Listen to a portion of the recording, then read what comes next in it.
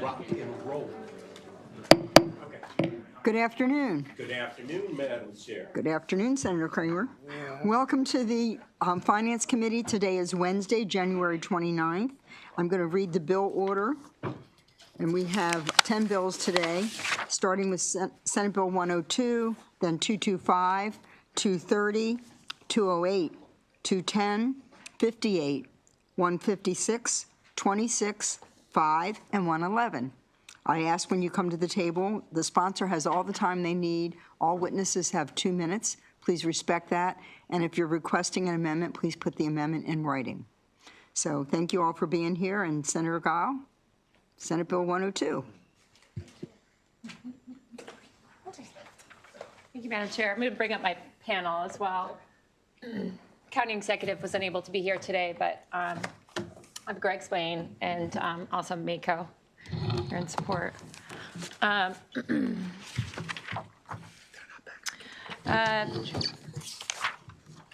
Chair, Mr. Vice Chair, members of the committee, Senate Bill 102 clarifies language in the code that it would explicitly allow resilience authorities established by counties and municipalities to enter into insurance pooling. As background, in 2020, the General Assembly enacted Senate Bill 457, enabling legislation that allows local governments to establish resilience authorities. Resilience authorities may issue and sell state and local tax-exempt bonds for climate resilience infrastructure projects and other related financing purposes. In 2021, the Anne Arundel County Council enacted legislation pursuant to the state law to create the Resilience Authority of Annapolis and Anne Arundel County. Under state law, public entities may enter into insurance pooling to spread their risk and reduce their costs of coverage. Rather than paying premiums to buy insurance from an insurance company, local governments contribute those premiums into a jointly owned fund. The money in that fund is used to pay for the members' claims, losses, and expenses. Currently, there's uncertainty as to whether resilience authorities qualify as a public entity qualified to participate in insurance pooling. Public entities are authorized to pool together for the purchase of casualty insurance, property insurance, health insurance, or to self-insure. A public entity means a political subdivision of the state or unit of the state or local government or a nonprofit that receives at least 50% of its budget from the state or local government. Senate Bill 102 would explicitly authorize a resilience authority, bless you, to pool together with other public entities, including other resilience authorities, to purchase casualty insurance, property insurance, or health insurance, or to self-insure against casualty, property, or health risks. This bill effectuates this explicit authority by including resilience authority into the definition of public entity. And for these reasons, I respectfully request a favorable report on Senate Bill 102. Thank you, Madam Chair. Senator, I have a question.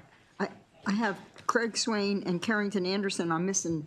I don't have a third person. Oh, I'm Kelly Lovett with Anne Arundel County. Okay, I think she's pitch hitting for the county executive. The designated person. Yes, Okay. with apologies. Thank you. I was trying to figure that out. Thank you. Yeah.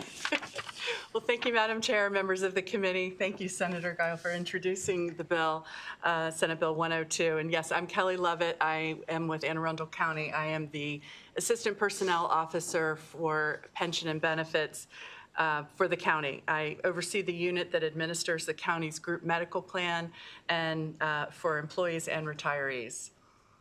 State and county law permit the county to enter into health benefits pooling agreements with eligible county-affiliated agencies.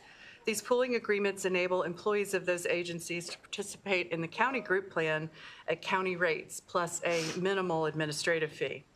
The eligible agencies include political subdivisions of the state, units of state or local government, or nonprofit corporations that receive at least 50% of their budget from state or local government and are tax exempt under 501c3 or 4 of the Internal Revenue Code.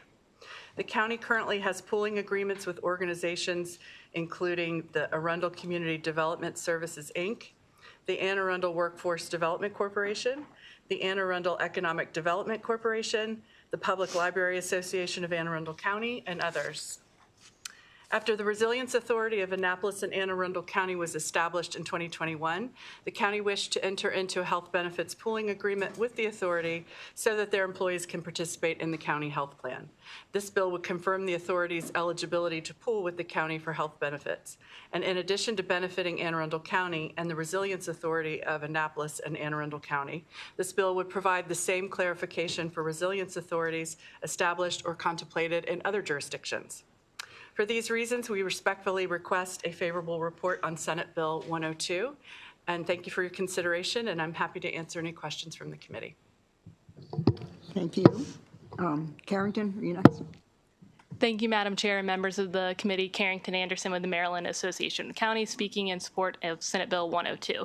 This bill simply extends a good government practice to an emerging area of public service. Like our sponsor said, local governments can team up to buy things at better prices, and the state law specifically allows them to do this for insurance.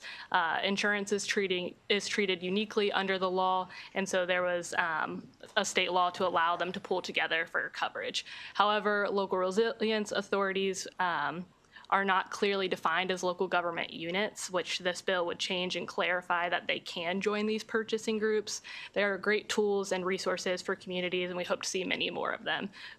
All of these reasons make a request a favorable report on Senate Bill 102. Thank you. And Mr. Swain. I'm Gregory Swain. I'm the county attorney for Anne Arundel County. I am here for any questions you may have. Thank you. Thank you, Mr. Swain. Do we have any questions at all? Looks good. Thank you very much for your testimony. Yep. Thank you, Madam Chair. And our next bill is Senate Bill 225, Family and Medical Leave Insurance Program. I think we have Secretary Wu here again. We could have had lunch together today, Secretary Wu and Reagan Vaughn.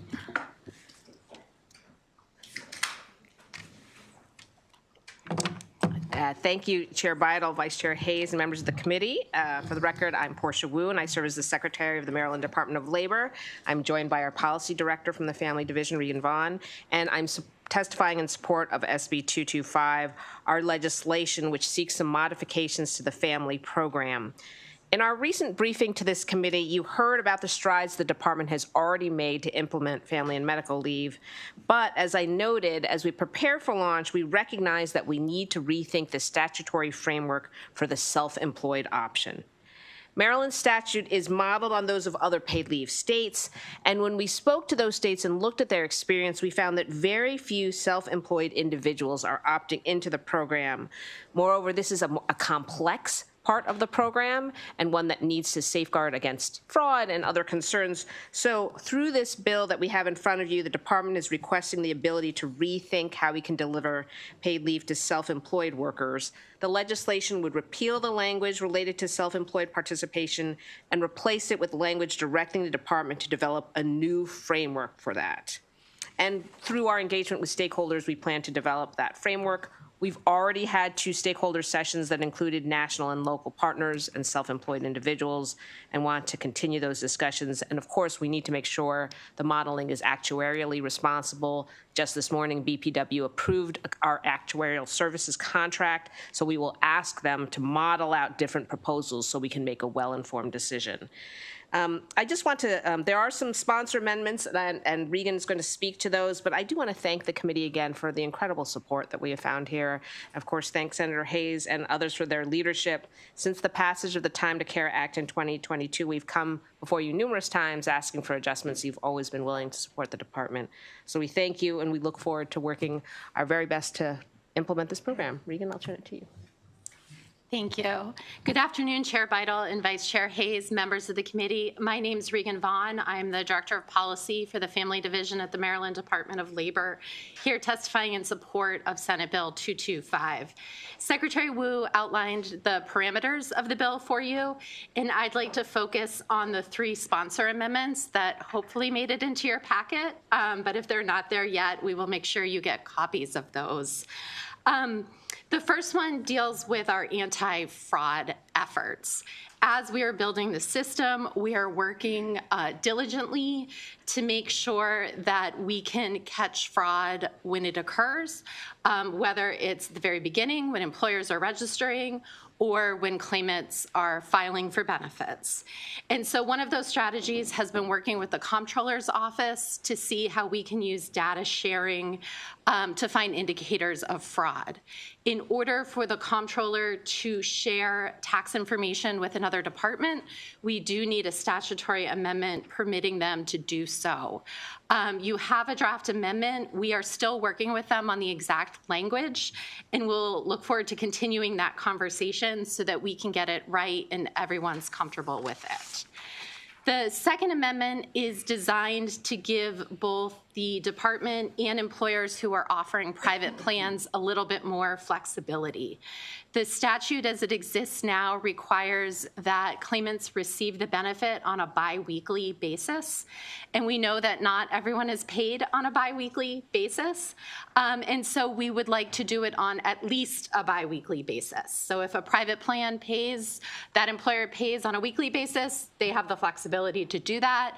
And the department would also have the flexibility to pay on a more frequent basis if we determine that that makes sense. And then finally, the third amendment, and I'm going to try hard because I get in the weeds on this one, sets an anchor date so that we know what date should be used for determining benefit eligibility. It is the earlier of the date the person applies or leave begins. I'll stop there and happy to answer any questions if you need more clarification. Thank you. Reagan, did you have anything additional to add? Because I know you've really been the person handling all this. I could talk for 15 minutes on the anchor date, but I don't need to unless anyone really wants to hear about it. But just that you know it's there and it's to help with consistency for both private plans and the department. Thank you. So I have some questions from Senator Hershey. Thank you, Madam Chair. And I don't think we've received the amendments yet. Is that right? David has them. David has They've them? come Okay. that far. We have not. So just keep in mind. Sure. But I appreciate your quick review of those. Secretary, if I just ask a question, again, appreciate your comments so far, but the concerning part about self-employed. So right now, the bill does allow for self-employed, but based on what you've seen, I assume in other states where this has been implemented, you want the ability to make changes. That's what this bill frankly allows, correct? Correct. Okay. Explain how, because you've talked about fraud, and I think that's in other ways, but if you think that fraud could happen, it would certainly sound like it would happen in a self-employed environment, I would believe, because, I mean, obviously somebody that's self-employed would still have the ability to continue paying themselves during this period of time. Are there checks and balances to see if that happens, or, you know, what's the process on a self-employed to make sure that those individuals that, let's say, just do not have another person providing oversight of them, to make sure that they truly are eligible and should receive these benefits? Senator, I think that's part of why we want to engage in this process, is Right. because, you know, there are multiple points, like, how do we know that person really was making all the income or contributing the way they should have been? How do we not know they actually have numerous other businesses or sources of income or other things going on? Unlike a typical employer where, you know, there's other, you know, I have this insurance, I have these documented other forms of documentation. We just don't have as much by way of a record. And so that's why I think we want to work with the regulated community to determine, okay, what does make sense? Because we understand the reason people who are, you know, sole proprietors, they get sick too, they have children too. Right. We understand the desire and the legislation, but it is going to be a little bit more technically tricky to do. Right. But even in the standard plan, are you allowed to, you know, if an employer says that I'm going to continue paying you during this time of leave, are you still allowed to get the benefit as well too? I'll let Regan answer that. Senator, you're not supposed to receive more than 100% of your salary while you're on leave. And so the employer is supposed to adjust based on what they're receiving from family. Okay, and that's a requirement in the original program? Correct. Okay, so that would also then apply to, as you look at the framework, self-employed as well too? Correct, that is the Okay, intent. so that's where I was concerned about the potential. Is there a potential fraud for that? This gives you time, again, to put this framework together. So If this begins implementation on July 1st, as has been discussed, self-employed would not be part of that on July 1st. The program just goes as it's set up already, but without self-employed being in it. That's correct. That's correct. Okay. All right. Thank you both. Thank you. Thank you, Madam Chair. Thank you, Senator. Any other questions? I see no other questions. Thank you very much for your testimony. And we do you. we do have the amendments. We'll get them to you. Thank you. Next, we have Senate Bill 230, Human Services Local Departments of Social Services Audits, Carnitra White and Marva Sutherland.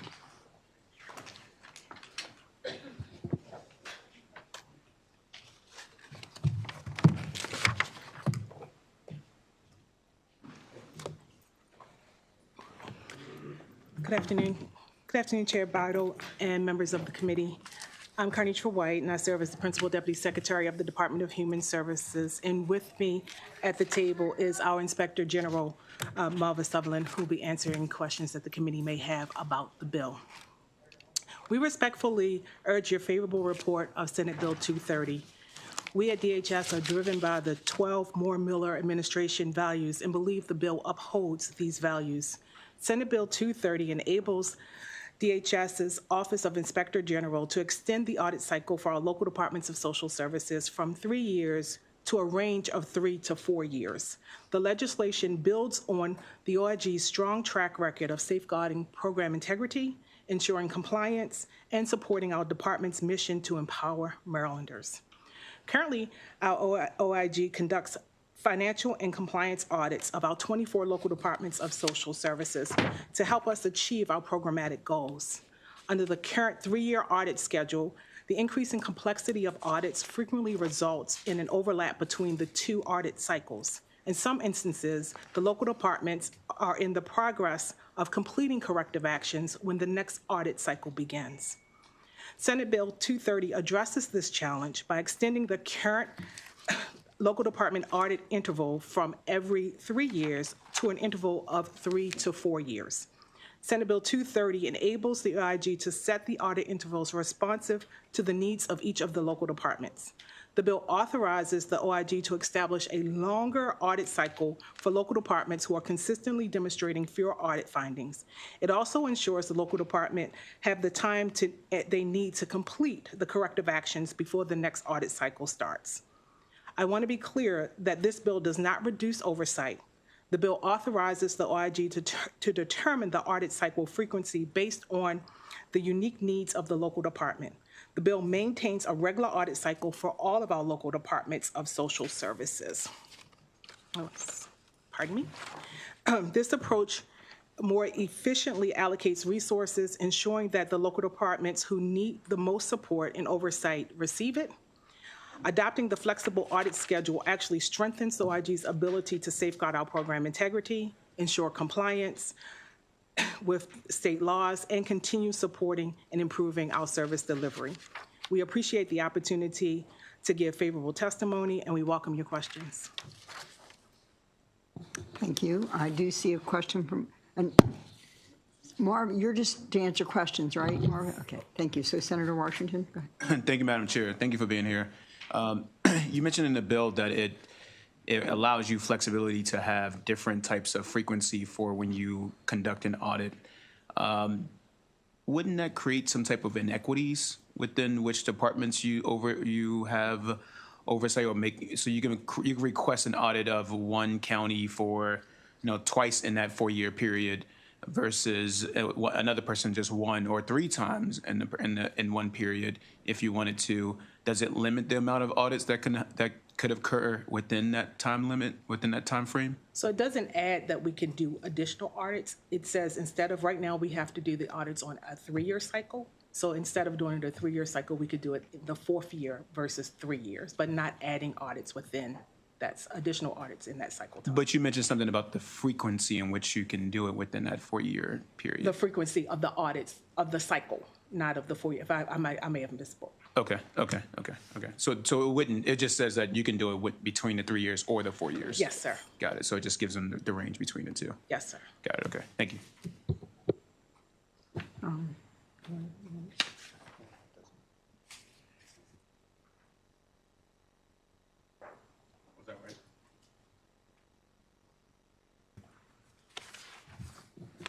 Council has just explained to me, the way he reads the bill is that you can do more audits in the 3 to 4 year cycle.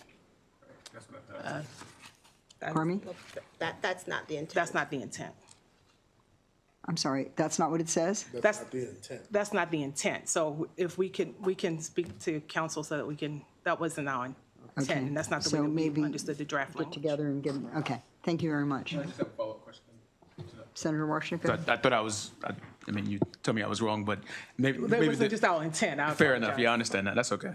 So then, knowing what we know about the bill, it can be used within a certain amount of time. Is there a concern that you see within that? Is there certain concerns you currently see where you have to have that amount of frequencies, or that you see that the 3-year period is just too short for you and you need that 4th year because there are so many different departments within the state? It's the latter of the Okay. two, is that we need the 4th year. So we would be happy to amend the bill so it would just state that if that's the interpretation. Okay. So it can be clear. Got it. And just for, let's say, for your audits that you complete, what are some of the things that stood out to you the most, or the most frequent issue or infractions that occur from a certain department? What are some of the frequent things that you hear from a Department of Social Services within different counties that you see? Well, currently, we're seeing issues related to lack of documentation related to monitoring of contract. Not that and in some instances, it's not that the documentation does not exist. It's just it's not in the right place, right? We've noted instances where there may be, again, it's a documentation issue, lack of periodic review of users' access capability. Not that the access is inadequate. There's maybe a situation where a person may have been a clerk and now they're a caseworker, so that access to accounting system is no longer necessary. So policy requires that periodic reviews be conducted at least annually. Yeah. So we're seeing issues from that standpoint. Got it. And is there a lack of capacity? That's why you need the 4th year too? Well, the programs offered by the departments have evolved. I mean within. Oh yeah, sure. Keep going. Yeah. Right, have evolved. For example, all 3 program areas have implemented a new system, right? So there's naturally a learning curve with that. And with learning curves, there may be inconsistencies with entering data. So it does take some more time for my auditors to perform an adequate review in order to provide reasonable recommendations. Got it. Fair enough. Okay. Thank you very much. Thank you. I don't see any other questions. That ends the hearing on Senate Bill 230. Thank you. Thank you all. Senate Bill 208, Human Resources Maryland Assistive Technology Program. The department is here, Lori Barong and Carol Beatty. Thank you.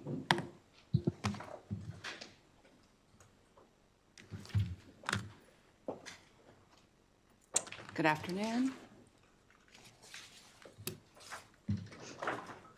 And thank you, Chair Beidel, Vice Chair Hayes, and members of the Senate Finance Committee. It's wonderful to be here with you on this beautiful day. Too bad we're inside.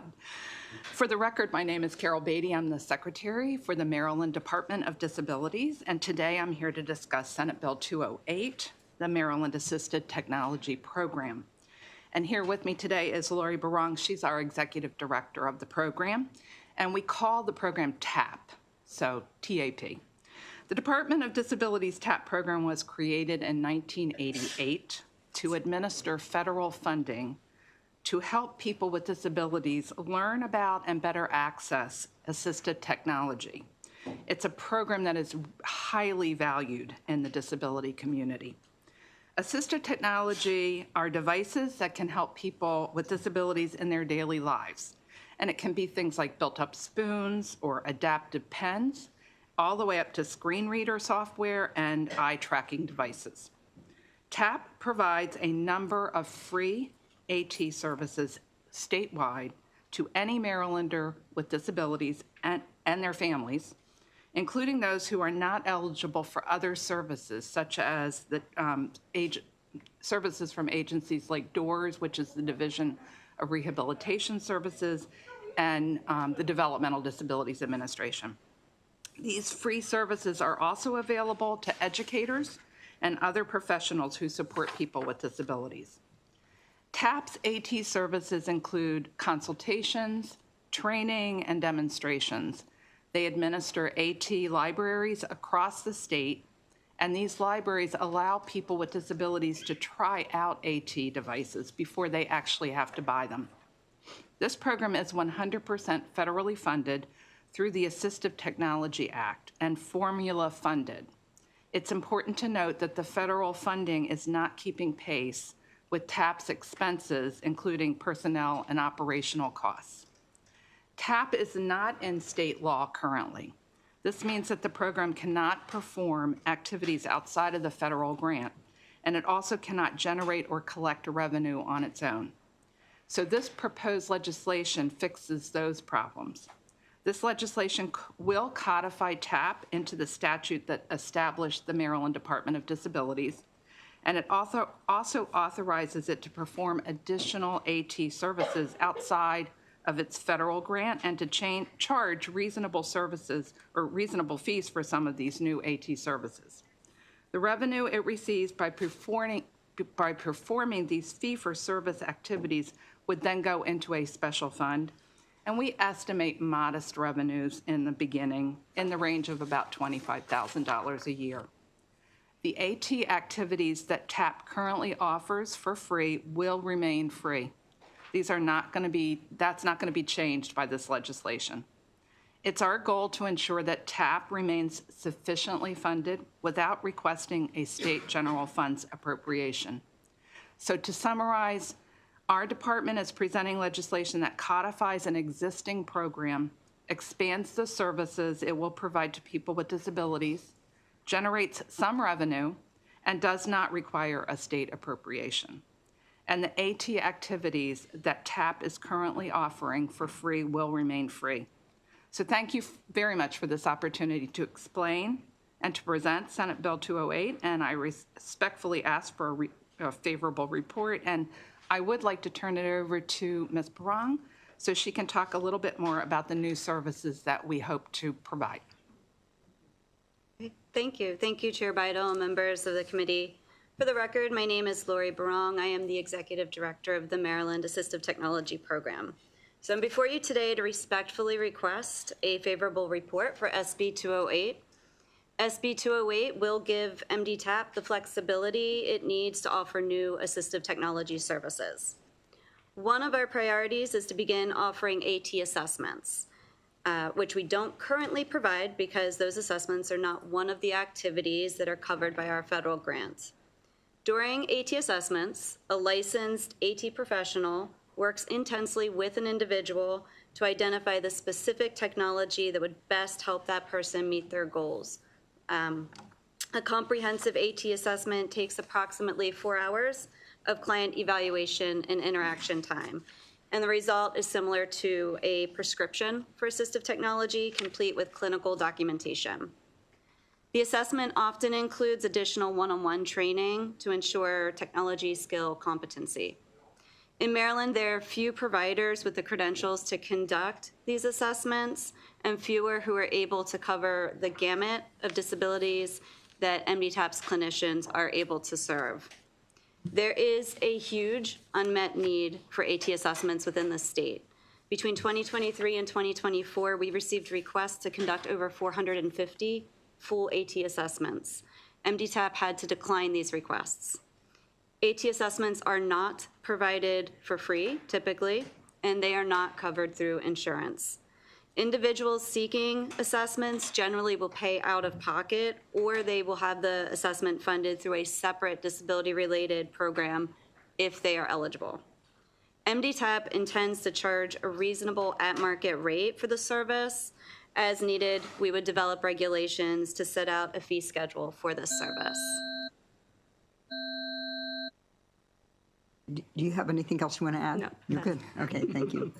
I'm looking for questions from the committee. I don't see any. Thank you very much for bringing this forward. Thank you. That ends the hearing on Senate Bill 208. And now Senate Bill 210. Bruce Gartner should be here for the Maryland Transportation Authority tolls, fees, and other changes. Thank you.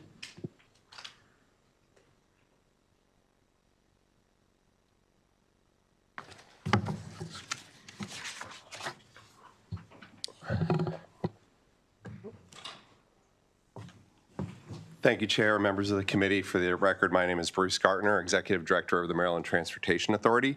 I'm here before you today with a departmental bill regarding emergency toll setting. I just want to be clear that what we consider this bill, while not a technical correction in your jargon, very much a kind of a technical correction is in ours. You can see from the bill, if you look at it, it's basically changing 3 numbers at the very back of the bill.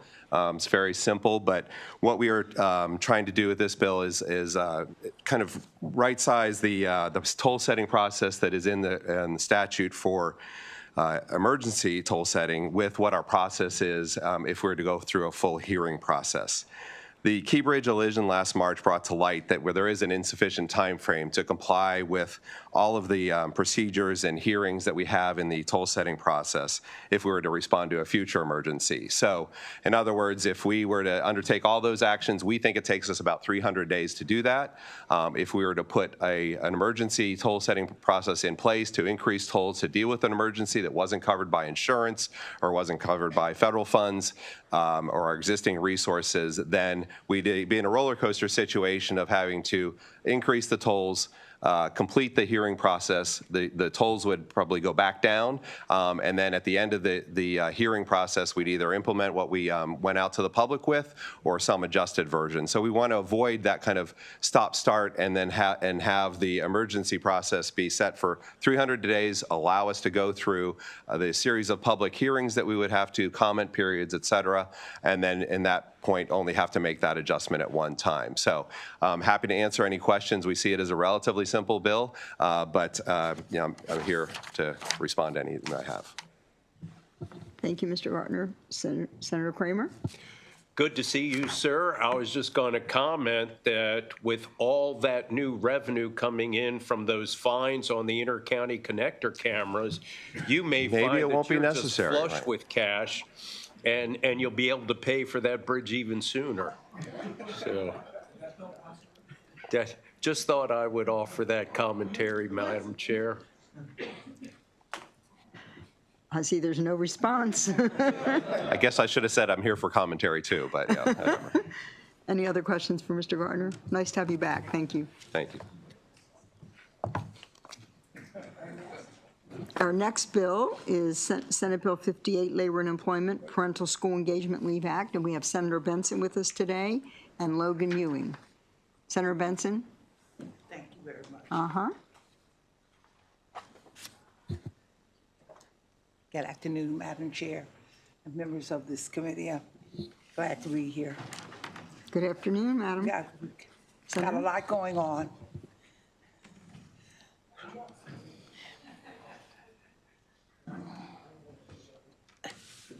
Now, I do know before we start that this bill may endure some hiccups, but we will talk about it as we go along. You all know that I'm an educator, and I can tell you without fail that in schools where I have worked, and in Prince George's County, there aren't too many schools where I have not had the experience of working in.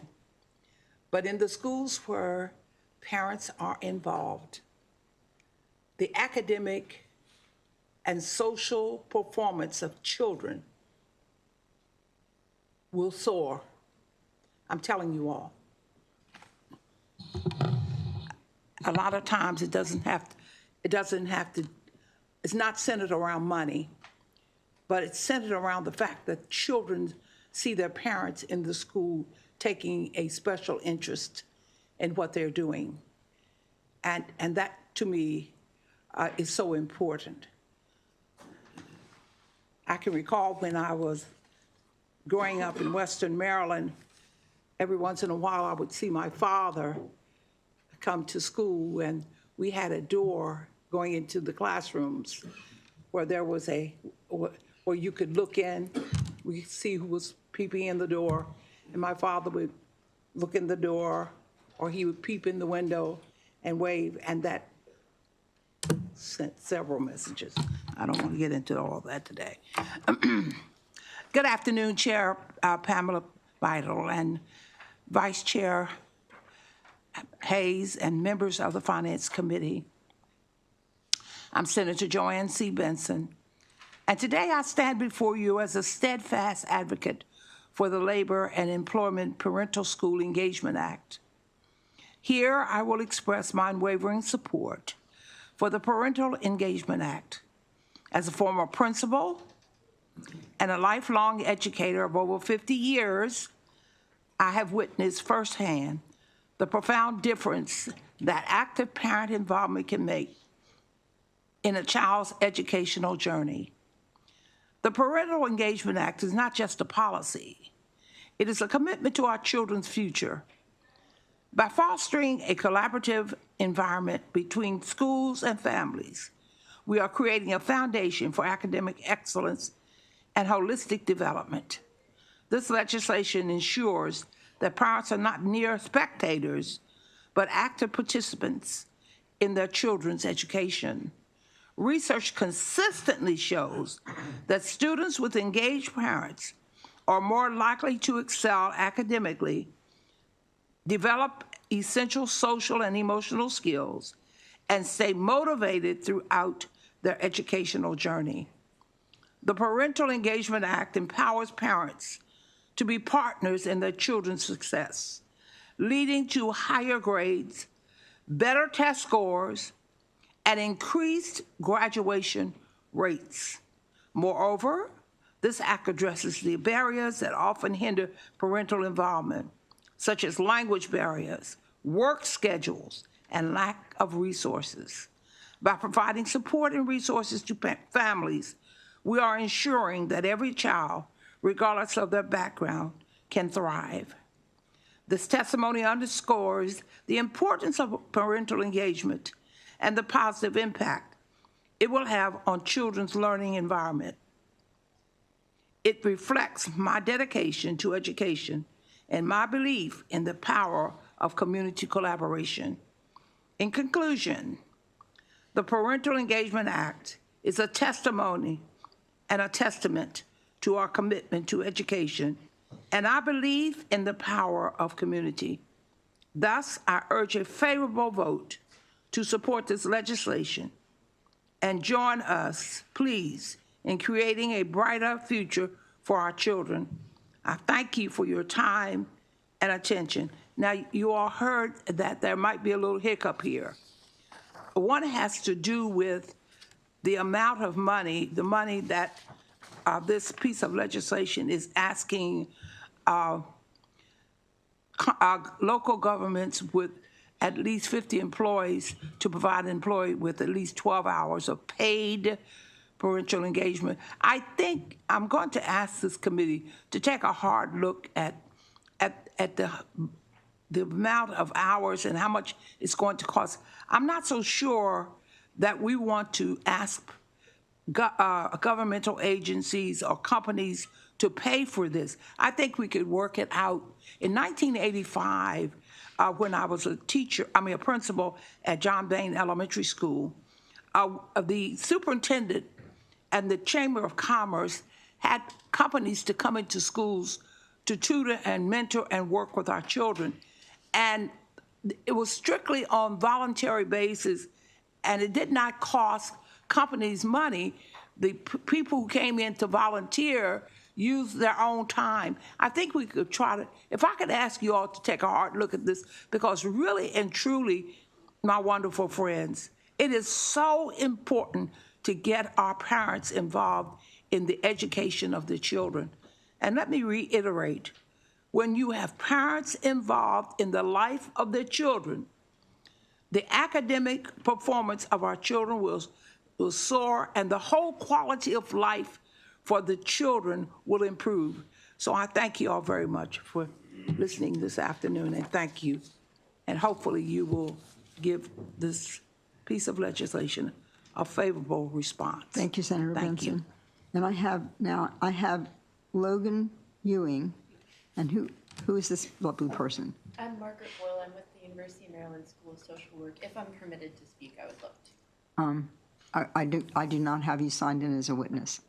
Okay. I'm sorry. Okay, Logan? We tried to do something last minute, but it Okay. didn't work. Thank you. Good afternoon, Senate Finance Committee, and thank you for the opportunity to testify today.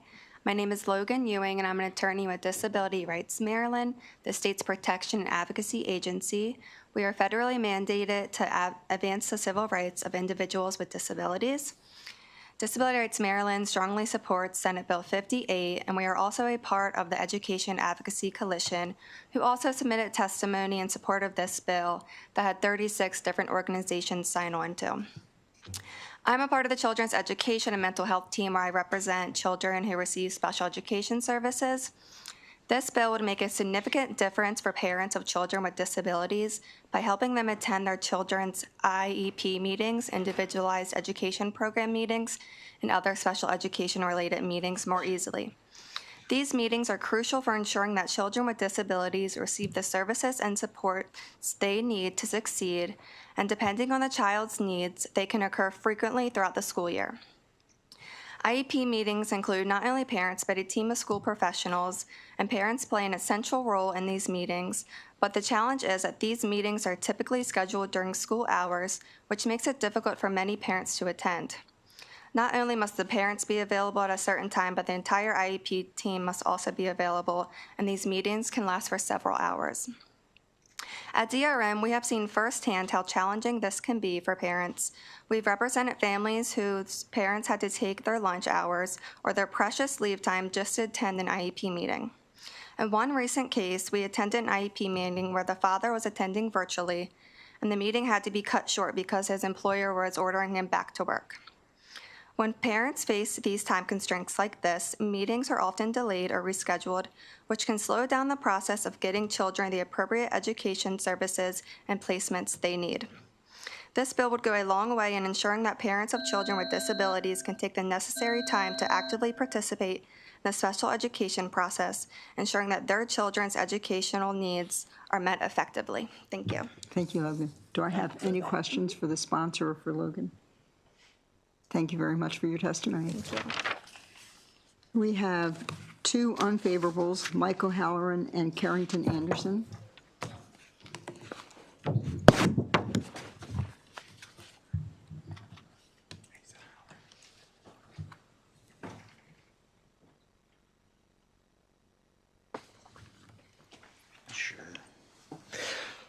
Good afternoon, Madam Chair. It's nice to see you again. For the record, my name is Mike O'Halloran, here today representing the National Federation Independent Business here in respectful opposition to Senate Bill 58. Certainly understand the proponents and their wish to have folks more engaged with their school-age children's parent-teacher conferences. I think you'd find the exact same is true for Maryland small business owners who too try themselves, not only for their employees, but themselves try to participate as much as they possibly can. That said, the way the bill is currently constructed, there's a lot of inconsistencies between this newly mandated leave program and the mandated leave programs that our small business owners are already trying very hard. You heard a bill earlier today having to deal with one of them, paid leave insurance. It's just, frankly, if I could leave it with this, it's just another bank of leave. You'll see in Senate Bill 58 that it's very explicit that an employer would not be allowed to ask their employee to use their PTO that's already reserved.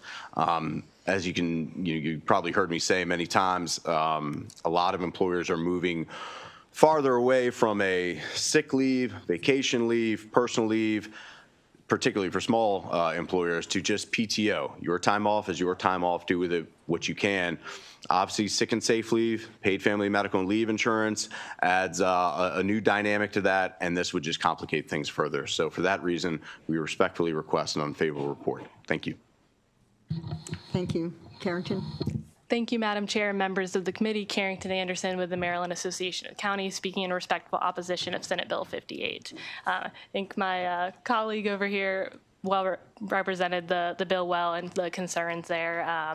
Senate Bill 58 mandates local governments as public employers to provide 12 hours of paid leave separate from any leave currently available.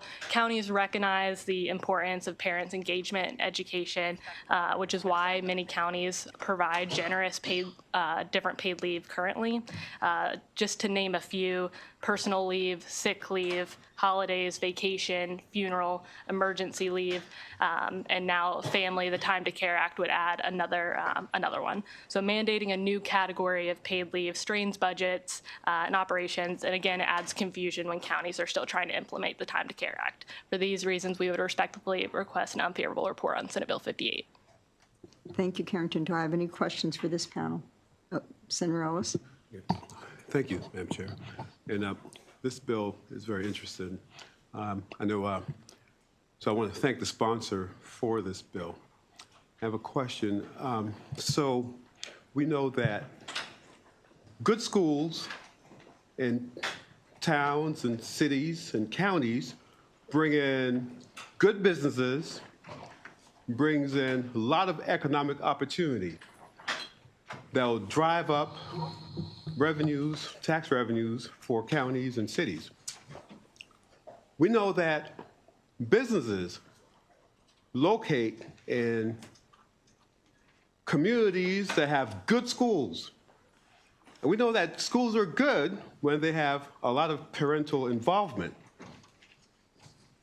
So will any of you, I think only one person that'll answer, you can choose which one. Why would you be against good schools, which brings up great communities, not mention what it does for the kids, to be able to get a good education and have parental involvement? Because a lot of parents who have hourly jobs, employers make it impossible for them to visit the school when the school calls. I know one parent who was fired from a big box store because of emergency at the kid's school, his kid's school, and he had to go, and the employer said, no, you can't go. So, like, hey, it's my kid. I love my kid. I'm going. And they fired him after like 18 years of service for the company. It makes absolutely no sense to me why businesses or counties would go against policies that will increase the quality of schools. Could any one of you answer that? Sure. No, thank you for the question, Senator.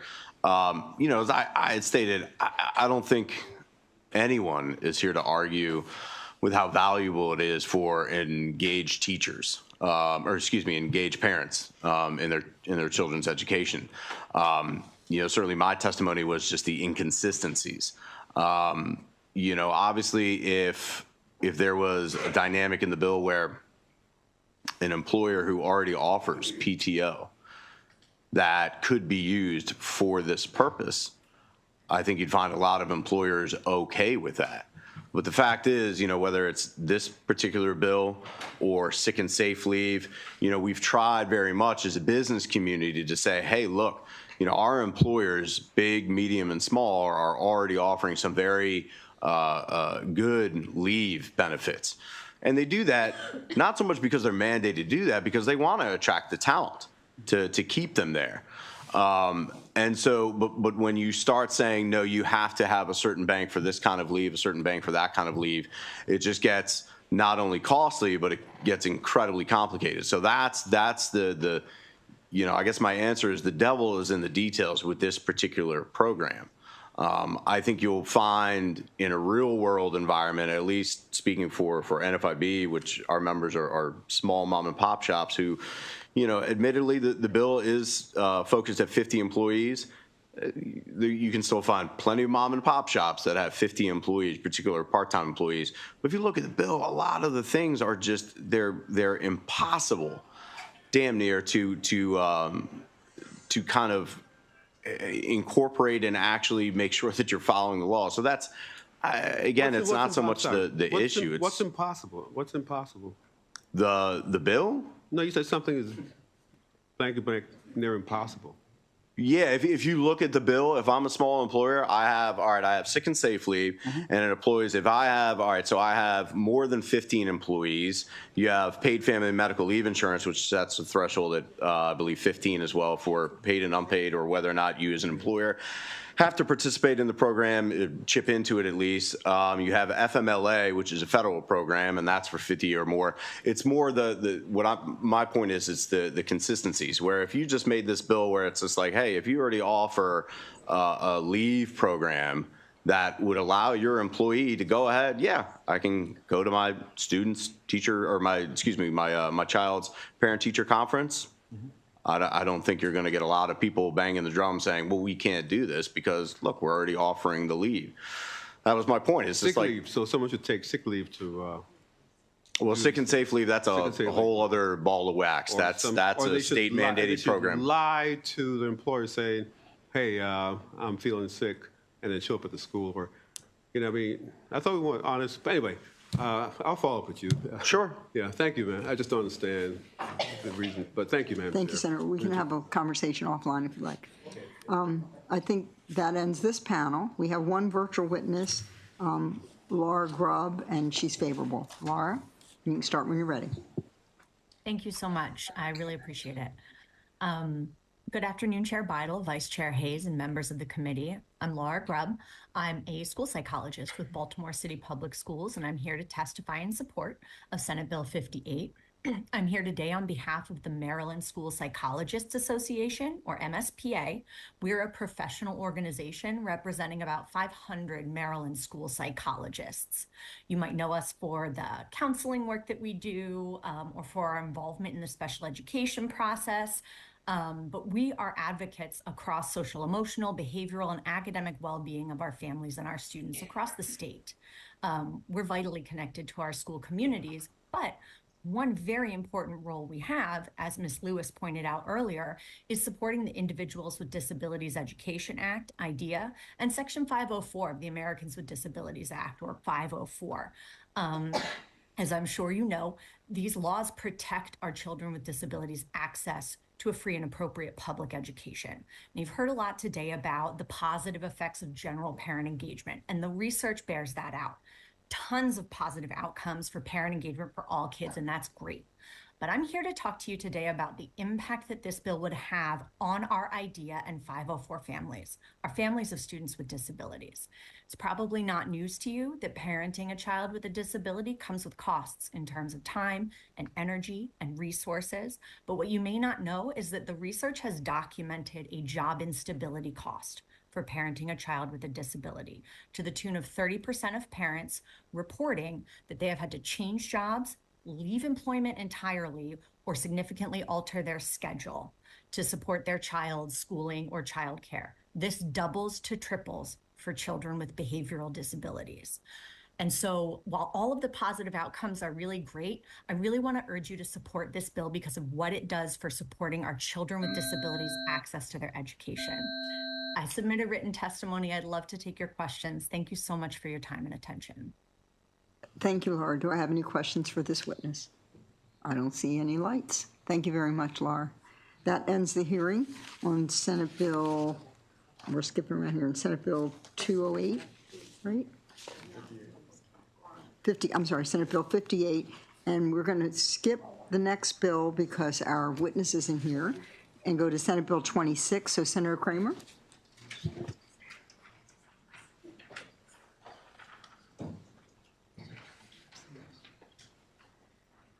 And Senator, you bring up your panel. You may have more people than you have seats. Okey-doke. Let's see how you do. So maybe we'll You could stand. rotate out, Madam You could Chair. stand at the podium. Would you do that? Okay. And then we have Renika Robinson, Dorothy Bryant, Patrick Moran, Paul Lemley, and Christian Goebel, and these should all fit, I think.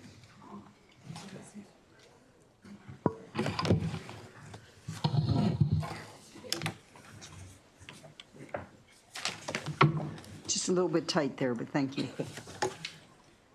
Senator, whenever you're ready. You have as much time as you need. All witnesses, 2 minutes. Thank you. Thank you, Madam Chair, and good afternoon to you and the Vice Chair. Colleagues, it is an honor today for me to be introducing this very important legislation, Senate Bill 26, the Davis-Martinez Public Employee Safety and Health Act. Colleagues, public employees deliver critical and essential services to the residents of our state every single day. These Marylanders keep our communities safe. They provide for safety in our correctional facilities. They ensure our public facilities and roads are well maintained and in good repair, and they deliver essential behavioral and mental health services to our neediest residents. They educate our children and so much more. In short, all of us know our communities could not function without the tireless, dedicated service of our public employees. Yet, far too often and for too long, our public employees have been subjected to unsafe working conditions that place their physical safety and well-being at risk. This reality was tragically underscored by the senseless murder of Agent Davis Martinez, a parole and corrections agent who was killed while simply performing his duty checking on a parolee. His loss is not just a personal tragedy for his family, friends, and colleagues. It is a sobering reminder of the risks that public employees face every single day and the urgent need for stronger protections to ensure their safety. Public servants like Agent Martinez uphold the very fabric of our society. They work to reintegrate former offenders, to keep our communities safe, and provide critical oversight to ensure that justice is not just a concept, but a reality. Unfortunately, too often, they are sent into dangerous situations without the legal safeguards, resources, or security measures they need. Sadly, Agent Martinez's death is not an isolated incident of a public employee who lost their life during the course of this past year. In August and again in November of 2024, sanitation workers with the Baltimore City Department of Public Works lost their lives while on the job. Additionally, in April and November of this past year, correctional officers at the North Branch Correctional Center were attacked and stabbed, requiring hospitalizations to treat their wounds. The status quo is not serving the safety and health of our state's dedicated public servants. We here in this body must step up to act. We need to do more, and we can do more. The Davis-Martinez Public Employee Safety and Health Act will deliver much-needed reform for our public employees' safety and health. The bill will, 1, establish a Public Employee Safety and Health Unit within the Maryland Occupational Safety and Health Administration, MOSH as we know it, to administer and enforce our state's occupational safety and health laws in the public sector, 2, it will hold public employers accountable by subjecting them to penalties for violations of our state's workplace safety laws. And finally, it will require the Maryland Occupational Safety and Health Administration to establish a workplace violence prevention standard on or before October 1 of 2026. With these reforms, we as a body will commit ourselves and every public employer in this state to refocusing on efforts to provide safe and healthy workplaces for our dedicated public servants. And we will be, colleagues, joining the 25 other states that currently provide penalty protections in the public sector, and that includes our neighbors to the south, Virginia, and Virginia has been doing this since 2018. Let us honor Davis-Martinez not just with words, but with action. Let us insist that this legislation move forward and prioritize the health, safety, and well-being of public employees. Let us ensure that no more families have to suffer the devastating loss that his family endures today. And Madam Chair, if I may, Blanca Garcia Martinez, Agent Martinez's mother, is with us here this afternoon. May I ask that she please stand up so that we can recognize her? Of course, Senator.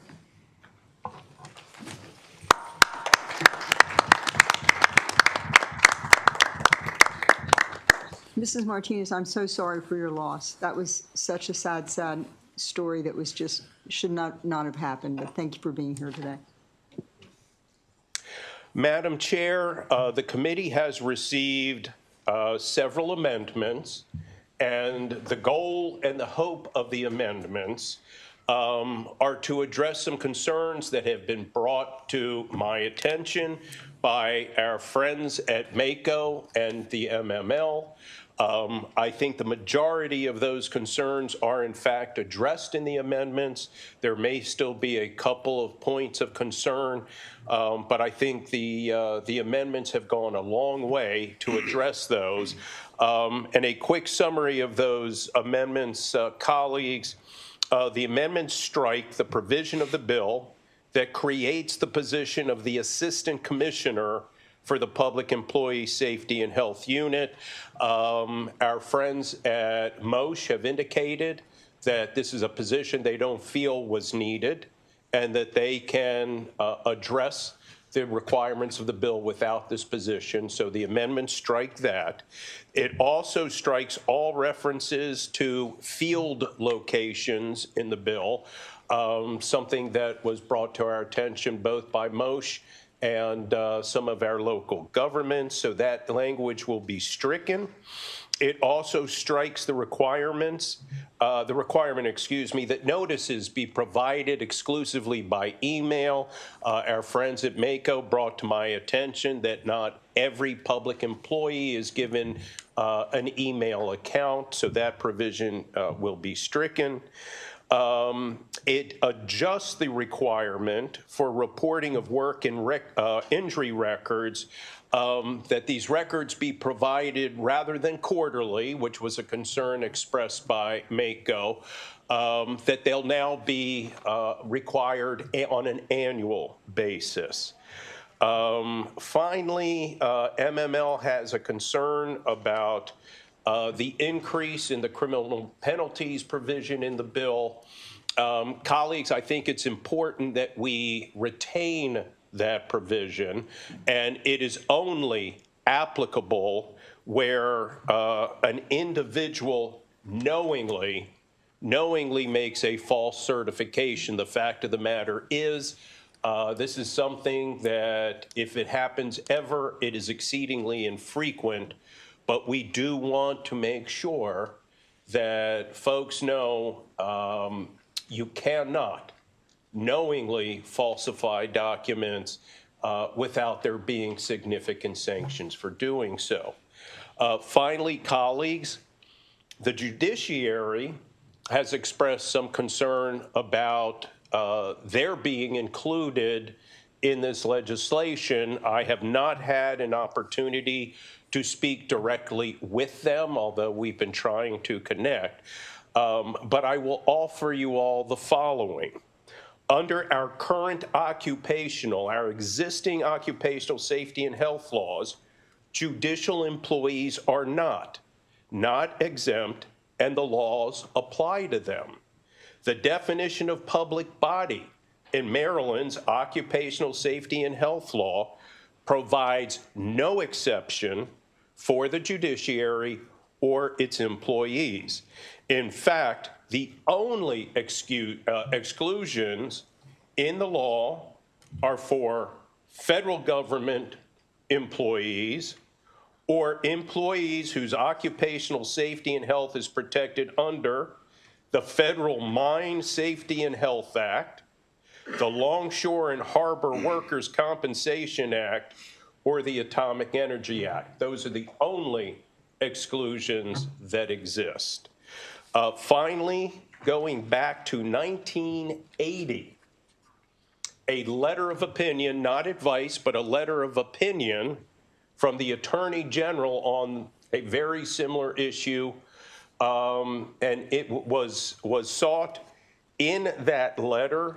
The Attorney General, in his opinion, opined that it is our opinion that although the judiciary may already have inherent authority to appoint administrative personnel to assist the courts in the exercise of their judicial power, this power of appointment does not, emphasis on does not, give the judiciary exclusive control over its personnel system.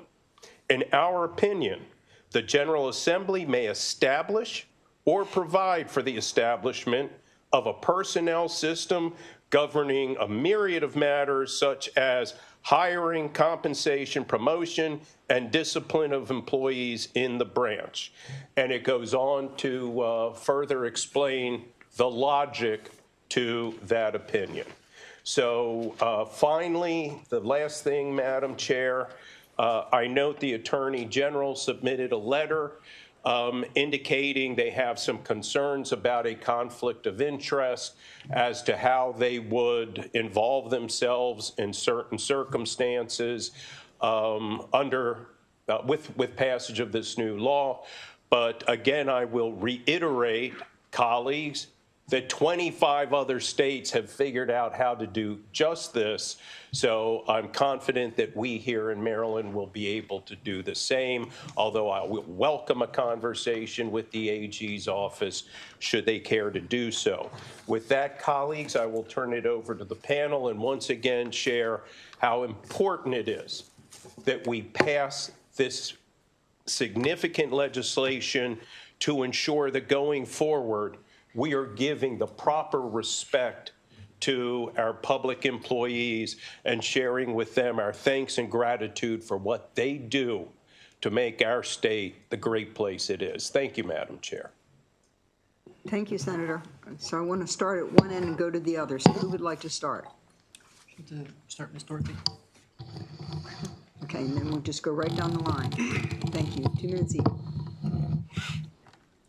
Good afternoon. My name is Dorothy Bryant. I am the proud president of ASME Local 44. Our union represents thousands of municipal members across Baltimore City and Baltimore City Public Schools. We do critical public service to the people of Baltimore. And I am here today to testify in strong support of Senate Bill 26. I've been a member of my local for over 55 years. In 2024, my local lost 2 of our brothers. That never happened before. Mr. Ronald Silver II, a young man only 36 years old, lost his life on August the 2nd, 2024, due to heat stress while he was out working. Mr. Silver worked for the Department of Sanitation. Tragically, he died a month before Maryland heat stress standards went into effect. Had it been in effect prior to his death, it would have saved him.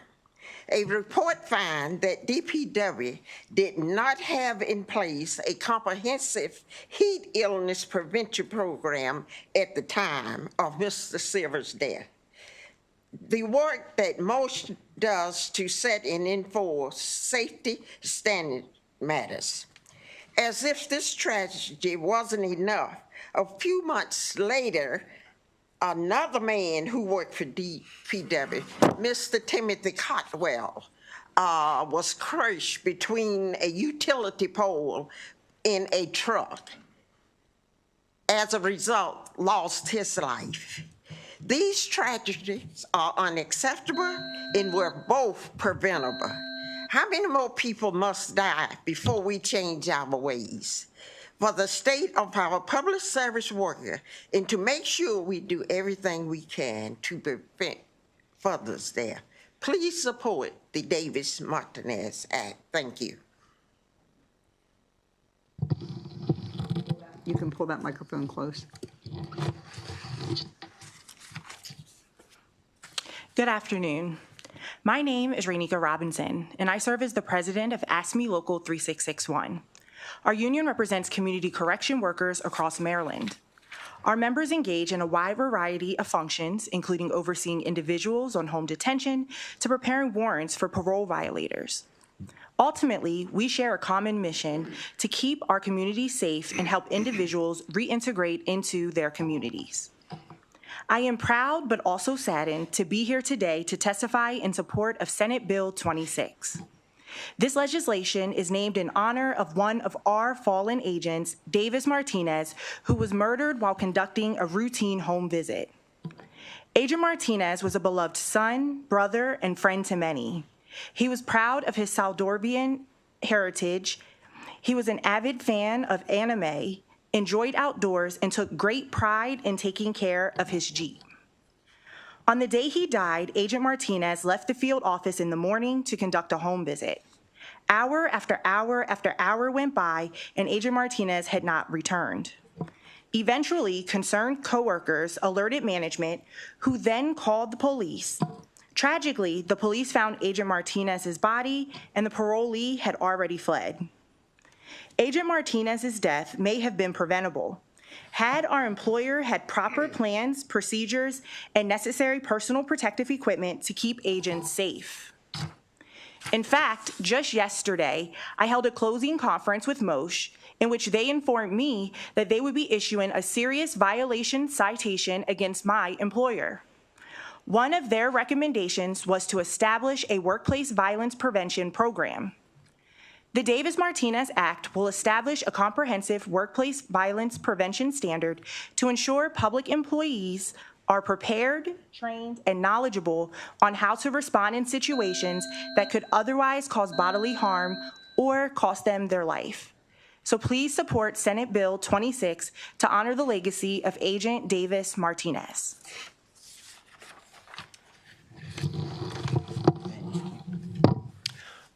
Good afternoon, Chair Beidel, Vice Chair Hayes, and members of the committee. My name is Christian Goebel. I'm a legislative and political coordinator with AFSCME Maryland Council 3. I'm here today to help answer any questions regarding the bill the committee may have. Thank you. Good afternoon. I'm Paul Lemley, National Board Certified Social Studies and Special Education teacher from Howard County, serving as MSCA's president and representing 75,000 educators across the state. MSCA strongly supports Senate Bill 26, which creates meaningful workplace safety measures for school districts and other public employers. Educators should feel safe in their own classrooms, cafeterias, school buses, and there are common sense steps that we can take to prevent threats and injuries to school staff. Doing so improves educator safety, student safety, and our ability to retain educators. Across the state, our members repeatedly identify safety as a priority for improving working and learning conditions. Senate Bill 26 will help foster a safer school environment that allows educators and students to focus on teaching and learning free of harm. The bill would require public employers, including school districts, to create workplace violence prevention programs, keep accurate injury records, and be transparent with staff about safety incidents. School districts and many other employers that are not currently covered under existing workplace safety legislation that mandates these kinds of common sense and important safety measures. We support additional interventions to bolster school safety, including hiring more mental health professionals and support staff. Senate Bill 26 is a critical part of the holistic, preventive approach needed to create safe and supportive learning environments. Senate Bill 26 will create safer school buses, cafeterias, and classrooms across Maryland and help us retain dedicated professional educators. MSCA strongly urges a favorable report on Senate Bill 26. Thank you. Good afternoon, Chair Beidel, Vice Chair Haynes, and members of the committee. My name is Patrick Moran. I am the proud president of AFSCME Maryland. We represent 45,000 public service workers at all levels of government across Maryland.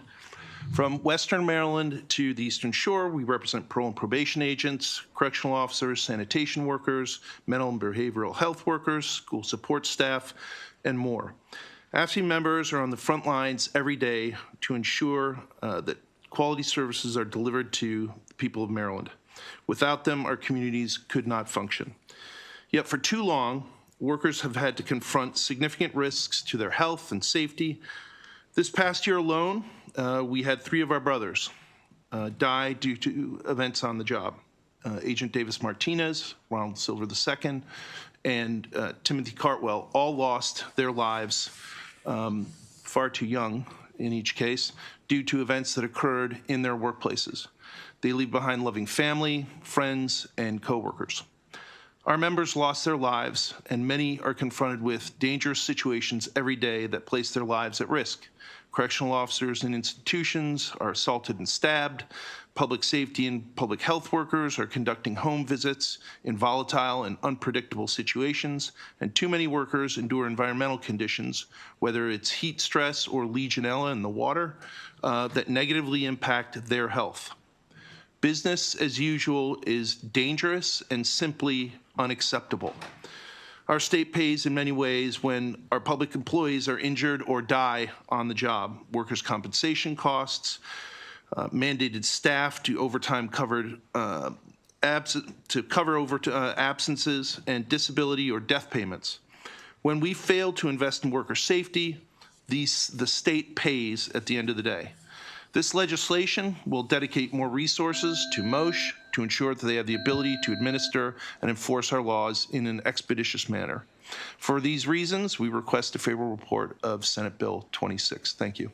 Thank you. Now, someone else joined you, but we're going to finish this panel. Are you Daryl or no? Arthur? Arthur. Okay. If you wait just a minute, we're going to finish this panel, and there's a couple other names, okay? So do I have any questions for the sponsor, Senator Guile? I guess not really for the sponsor, but Okay. I think for Christian, but whomever that may be able best to answer this. Could you provide the committee with information on how many state plans currently authorize penalties against public employers for violating occupational safety and health laws? Absolutely. That is 25 of the 29 state plans that exist across the country do authorize penalties against state and local government employers. And it's a range of states. It's Iowa, Indiana, Alaska, California, Virginia, New York. There are a variety of states that do this already. Okay. Thank you, Christian. Thank you. Thank you, Madam Chair. Thank you. Senator Reedy.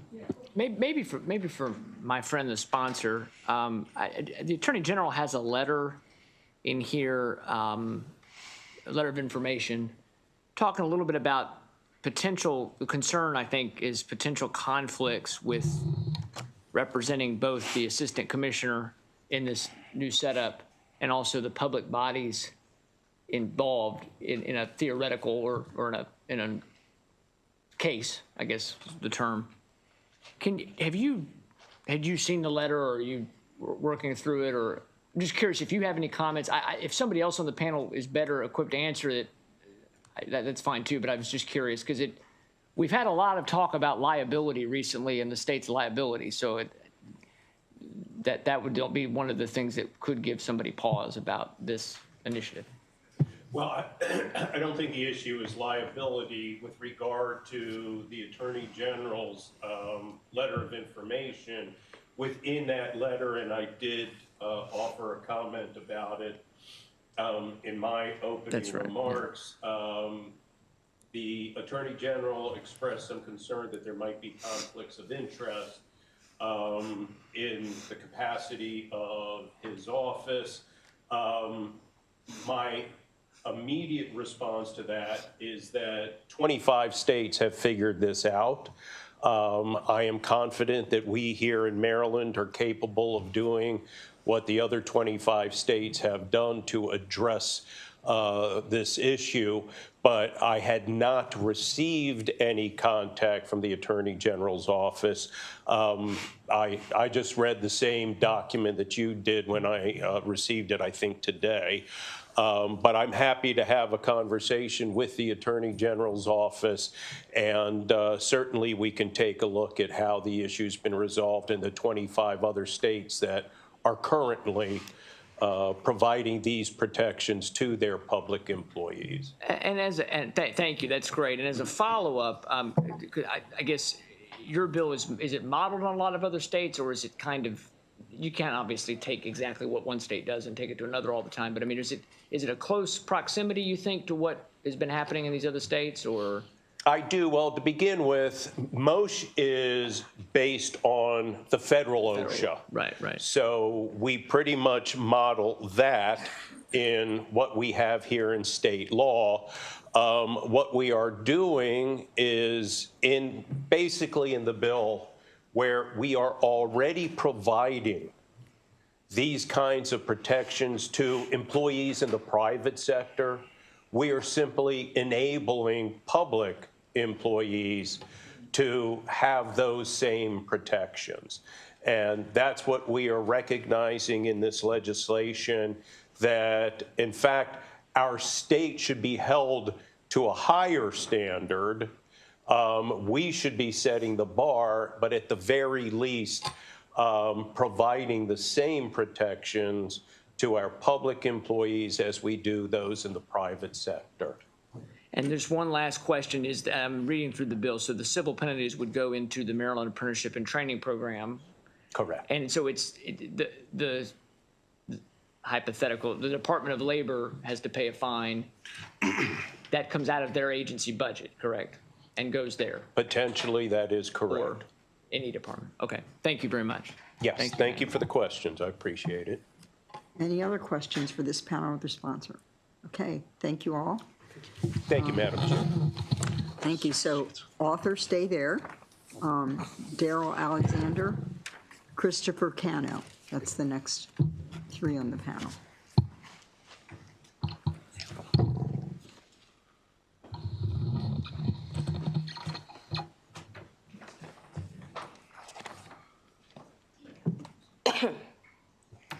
Okay, someone's not here, I guess, but, okay. Author, you can start. Sure. Thank you, Madam Chair. Good afternoon, all. My name is Arthur Bonsu. I serve as an executive board member of ACE AFSCME 2250, representing security services workers in our union, and I am testifying in strong support of the Davis-Martinez Act. ACE AFSCME 2250 represents approximately 6,000 employees throughout Prince George's County Public Schools. Our union members make sure children arrive to and from school safely, operate and maintain the facilities of our public schools, provide security services, and much more. It is an honor today to be here to testify in favor of this bill. In my security services role, I witness conduct each day that places the safety of students and staff at risk. Threats, fights, assaults create an unsafe environment to work and to learn in. Many of my members have had to take assault leave due to injuries they sustained on the job. Last year in particular, we experienced a horrifying incident in which a student boarded a school bus and threatened to shoot another student on the bus and the bus driver. Thankfully, no one was injured, but it could have ended in tragedy. I'd like to take a moment to explain how we could have improved that situation. Currently, bus drivers are told to communicate a code word over the radio for safety incidents like this, but we believe a more effective method is a button the bus drivers can press that sends out a frequency that alerts of an emergency. Additionally, other personnel can directly monitor the inside of the bus through the video camera system when this button is activated. This is an example of a measure where an employee could silently press the button to activate a warning without explicitly communicating in a dangerous situation. Moreover, they have the capacity to do this now. This wouldn't cost any money. This is an example of how work management and workers can work together to come up with creative solutions to make our place of employment safer. Please pass this bill to help us create safer working environments for our staff. Thank you. You don't look like Christopher. I'm Daryl. Oh, you're Daryl? Yes. Okay, thank you. Yes, like Daryl Hannah. So is Christopher Cano here? Maybe not. Okay, Daryl, go ahead. Thank you.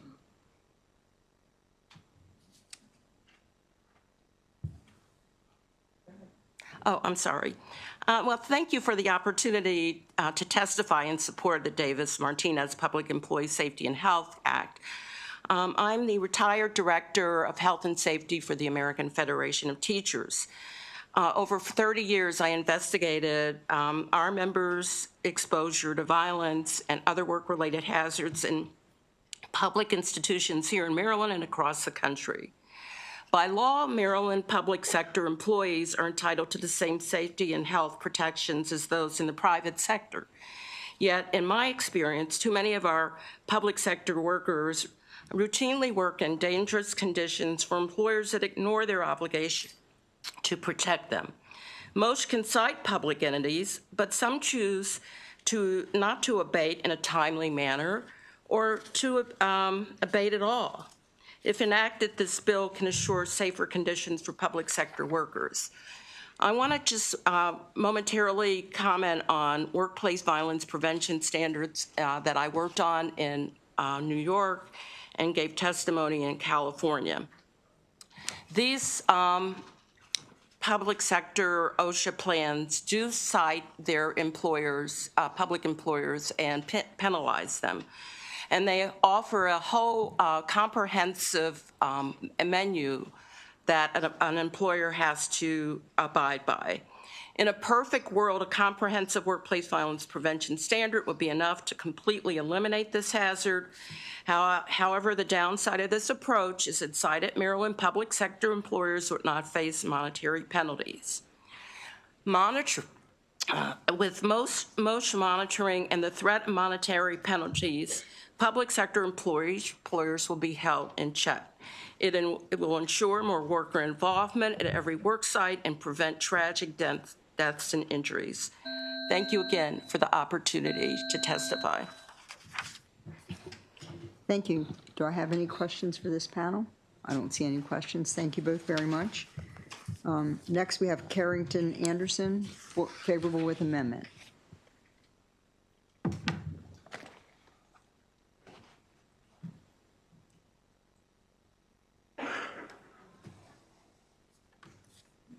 Thank you, Madam Chair and members of the committee. Still Carrington Anderson with the Maryland Association of Counties, speaking in favorable with amendment on Senate Bill 26. First, I want to say thank you to Senator Kramer for working with us on a couple of those amendments. I can't speak specifically to the amendment that Senator Kramer mentioned because I have not seen it yet, but it does sound like many of the concerns have been addressed, but can have a better idea once we look at that.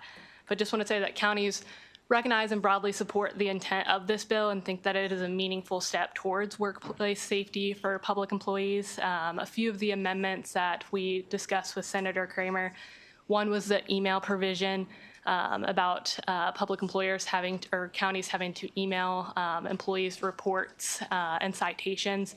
Not every public employee has an email, as Senator Kramer mentioned, so basically, counties were just suggesting an or for that. Either you send an email if that public employee has it, or you post it in the workplace, which is in alignment with OSHA requirements. Senator Kramer already mentioned that. And then we just recommended that in two different spots in the bill. And then our last amendment would be to strike the provision that requires the record keeping and the quarterly reports to the Commissioner for Public Employer Safety Health. And that was just because OSHA and MOSH already require this. So we felt that provision of the bill was a little bit redundant, but it looks like there's going to be a provision in the amendment on that as well. So it is for these reasons that MACo would request a favorable with amendment on Senate Bill 26. Thank you, Carrington. So, Senator Kramer, you're working with Carrington and MACo on those amendments? Yes, the committee should have received them today. I think I received them yesterday. I think the issues that were brought up are addressed by the amendments, but certainly I understand you need to see them, so Thank you. I will get you a copy as well. Thank you, Senator Kramer. Do I have any other questions for Carrington? Thank you very much for being here again today. Yes, thank you, Madam Chair. Bill George? This is an unfavorable.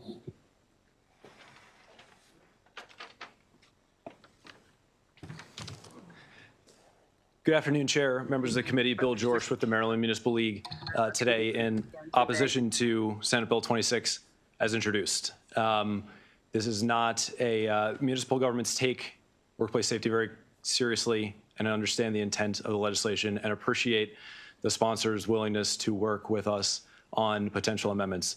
I won't reiterate what my colleague from the counties mentioned before, but we have similar concerns to those and appreciate those being addressed and would love to be able to comment on the language as well once we get a copy of that.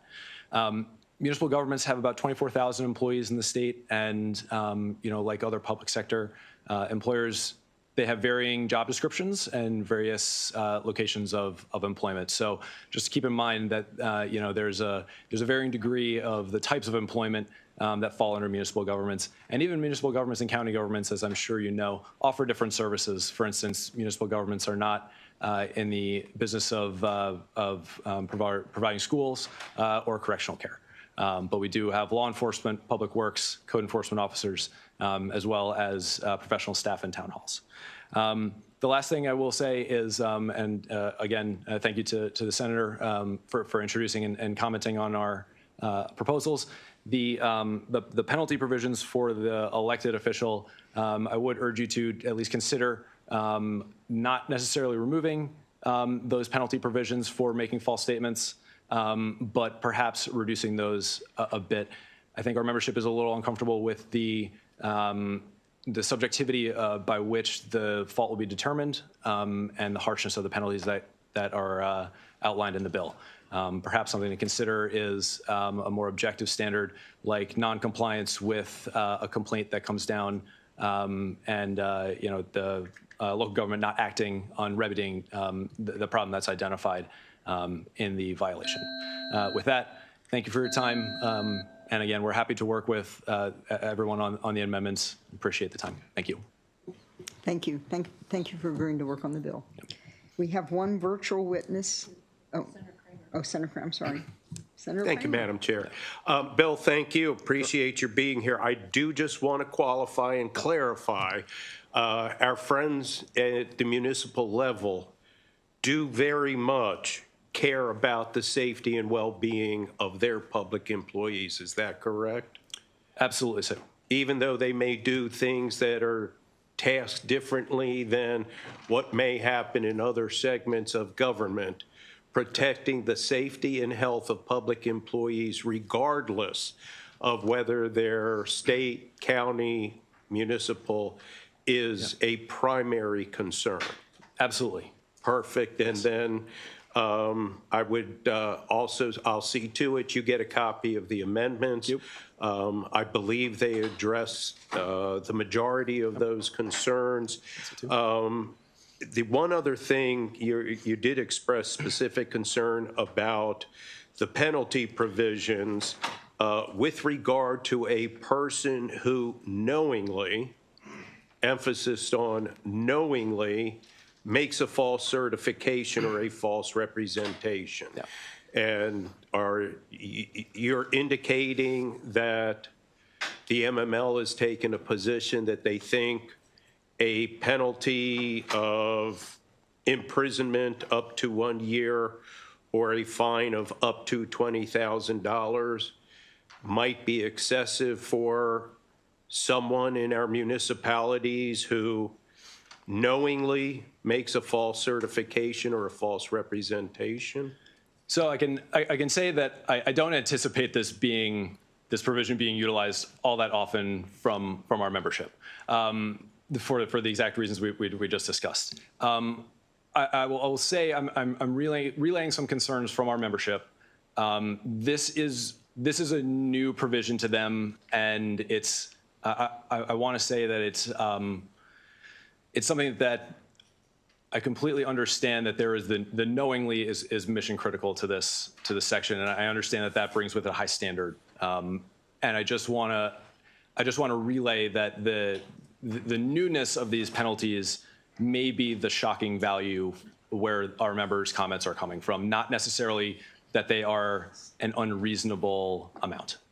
Well, and I will point out that this is a clarification because existing law, existing law right now provides a person may not knowingly make a false certification or false representation or false statement. So that's actually current law.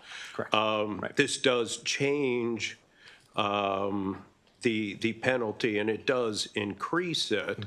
And I think the goal here being to send that message that this is something that is going to be taken very seriously. So if you're going to go down this path, do so with caution. And I think that's the intent and the point there. Right. But I do look forward to having a chance to sit down and discuss. Absolutely. Thank you for that. Thank you, Madam Thank Chair. you. Any other questions? I don't see any. Thank you very much for your testimony.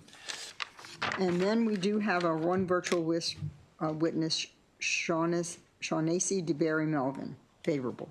It's Shaughnessy DeBerry. Thank you so much for your time, committee. Senator Kramer, God bless you for putting this together in a manner that a layperson can read it. I want to be very clear with you guys. Martinez is not dead at the hands of Emmanuel Sewell. He's also dead because of lack of leadership, policy, accountability, and penalties that sound like they should have been put in place a long time ago for those who have access to public employees and public workers that are put in situations to serve our community, and they do not have the safeguards that they need.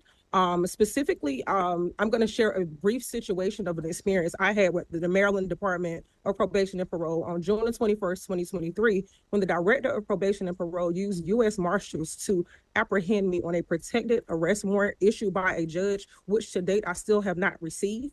And I feel like if they could do that for a lie about me failing to return a rental car because I whistleblow a lot, then I think that Agent Martinez should have had a second person with him or some pepper spray, or maybe they could have did a virtual visit and he could have been here. I did not know that this entailed education, workplace education protection. I am an education advocate and have been throughout so many schools in the state of Maryland. This is really near and dear to my heart. I want to also, before I forget, I was told by the U.S. Marshals I'm not on probation, so I don't even know why I had to deal with these people, but I know we spent a lot of taxpayers' dollars in them wasting the time in U.S. Marshals to apprehend me, possibly to prevent me from being here today. Martinez is not here today, but I am here today. If I am on probation, I'm still going to fight for the rights of the people who are public workers. If I'm not on it, I'm still going to fight because that's what's right. I wanted to share this with you guys because I am the person who the Attorney General gave an affidavit saying that the Director of Probation and Parole never took an oath under the Maryland Constitution. And so that right there is why these penalties, accountability, and policy really need to be addressed, because you're playing with people's livelihood. Y'all are playing with my livelihood. You're playing with everybody's livelihood, and we're not in a climate for this, and it needs to stop now. Senator Kramer, if you need $400,000 per fiscal year, let me know. We, the people, will make sure you get the money. Protect your people, because the government is not protecting you all. God bless. Thank you. Do I have any questions for this witness? I don't see any questions. Thank you, Shaughnessy. That ends the hearing on Senate Bill 26, and we do have Senator Lewis Young with us. We're going to do Senate Bill 156, Universal Newborn Nurse Home Visiting Service. Welcome, Senator. I think it's your first time this year. Thank you. Yes, it is. And I promise to come back. Thank you.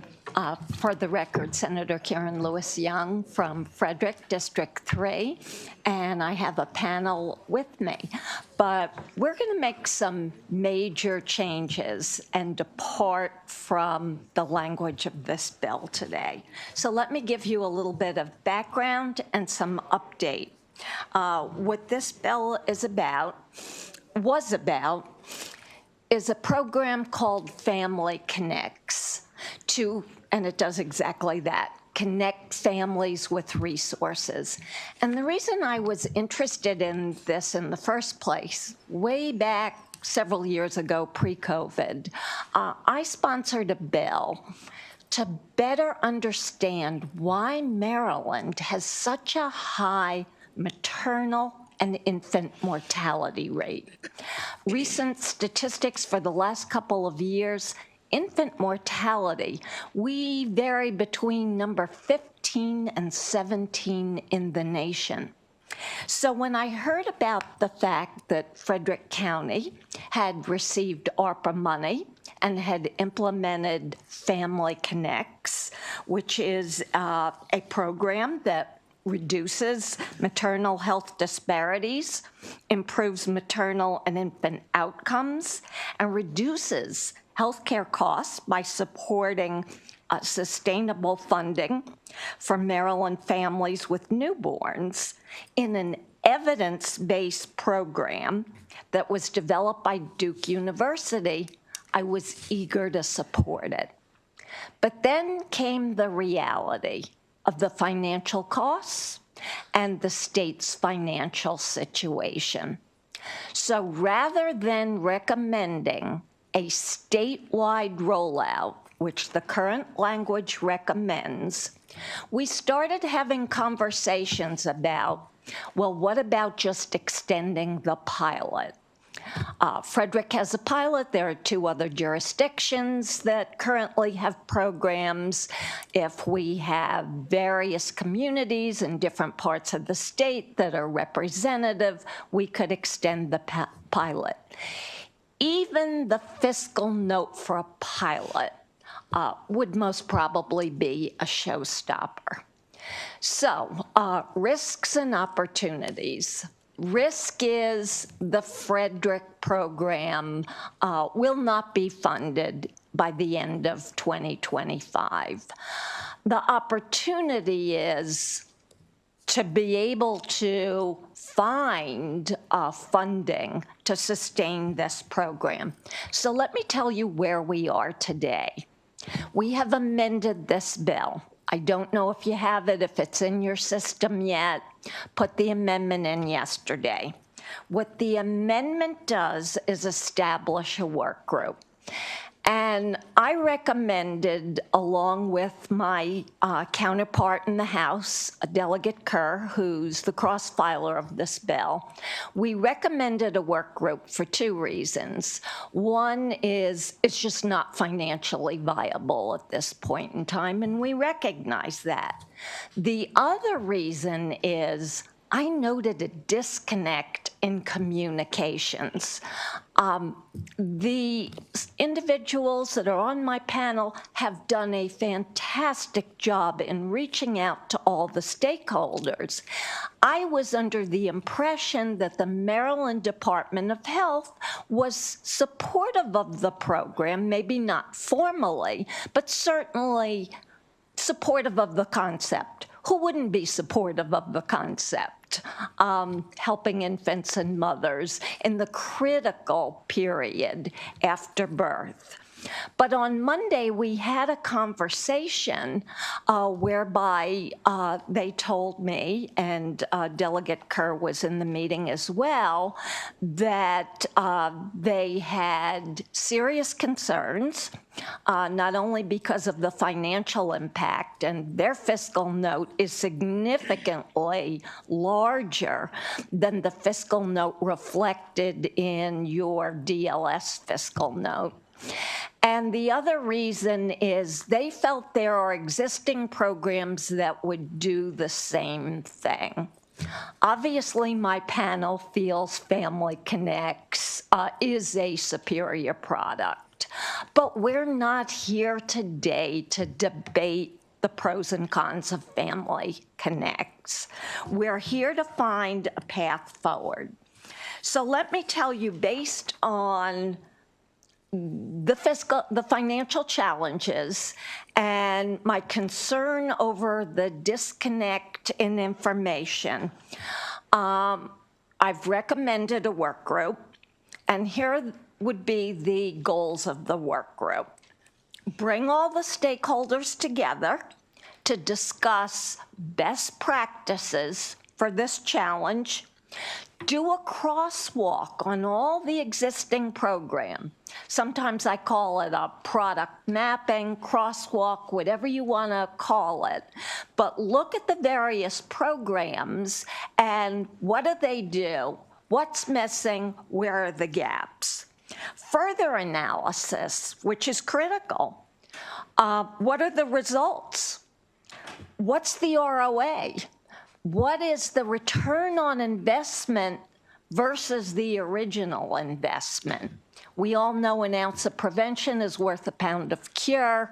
The numbers I've seen on this particular program is for every dollar you spend, you get about $3.17 return. We also need to identify potential funding sources. We realize that not only would this be a challenge for the Maryland portion, but that it would be a challenge for Medicaid as well, particularly since there's a certain amount of uncertainty there. So finally, this work group would make a recommendation. I'm not going to go through all the individuals I've recommended to be on the work group. That's not necessary. It would represent the critical stakeholders. I also think there would not be a fiscal note to the work group because I truly believe that the administration could be handled internally. I've been on 2 work groups the last 3 years. One had as many as 60 members, advocates at a time, and it was the self-direction work group. And the chair and the co-chair managed the agenda, farmed out the research to staff, and wrote the final report and recommendation. So that's where we are, recommending a work group to address these issues. And my panel will talk about the current program because I want former County Executive Jen Gardner to share with you why she created the program in the first place, and then County Executive Fitzwater, who just joined us, I didn't think she was going to make it, but happy to see you here, to explain why she continued it. And the panel will share some highlights for the program. But I'm going to encourage the audience, in the interest and out of respect for this committee's time, let's not debate the pros and cons of Family Connects because we're recommending a work group that will explore many of the issues that you brought up across the street. Thank you very much. Senator, before we see the rest of your panel, who do you see actually chairing the work group and staffing the work group? Okay, the work group would elect their chair and vice chair. So, but wouldn't there be staffing required as we look at some of the mission of the work group? Well, compiling data and yeah. In the work group that I chaired for self-direction, my staff staffed it. But during a break in B&T, I started to listen to the House hearing, and I heard Chair Pina Melnick say that she could help with the staffing. Thank you. Okay, so County Executive Gardner, you want to go next? Yes. Good afternoon. Thank you, Madam Chair and committee members. I am former Frederick County Executive Jan Gardner, and I'm here today to speak in support of the amended Senate Bill 156 to establish the work group to study the implementation and impact associated with the statewide universal newborn nurse home visiting program. We all want, I believe we all want to improve maternal health and to strengthen families in the county, in the state. And while there are a number of current home visiting programs, I think the committee can talk about them. And really, I am very strongly convinced that the Family Connects program is the program that will deliver outcomes. So as county executive, I provided 4 years of funding to initiate the Family Connects program in Frederick County. It is an evidence-based universal nurse home visiting program for all birthing parents in Frederick County. I initiated the program using federal ARPA dollars because I wanted to use a portion of these funds to strengthen families, address maternal and infant health disparities, and to put our community in a better place than we were prior to COVID. I knew there would be benefit to collecting that data on health outcomes and the cost savings, and that there were options that we could pursue for ongoing funding.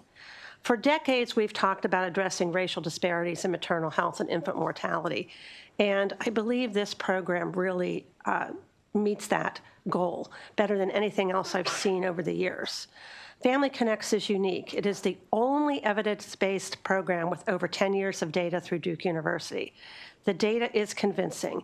It demonstrates a reduction in infant emergency department visits and overnight stays, a reduction in maternal depression and anxiety, a reduction in child protective service investigations, a reduction in racial health disparities, as well as stronger families.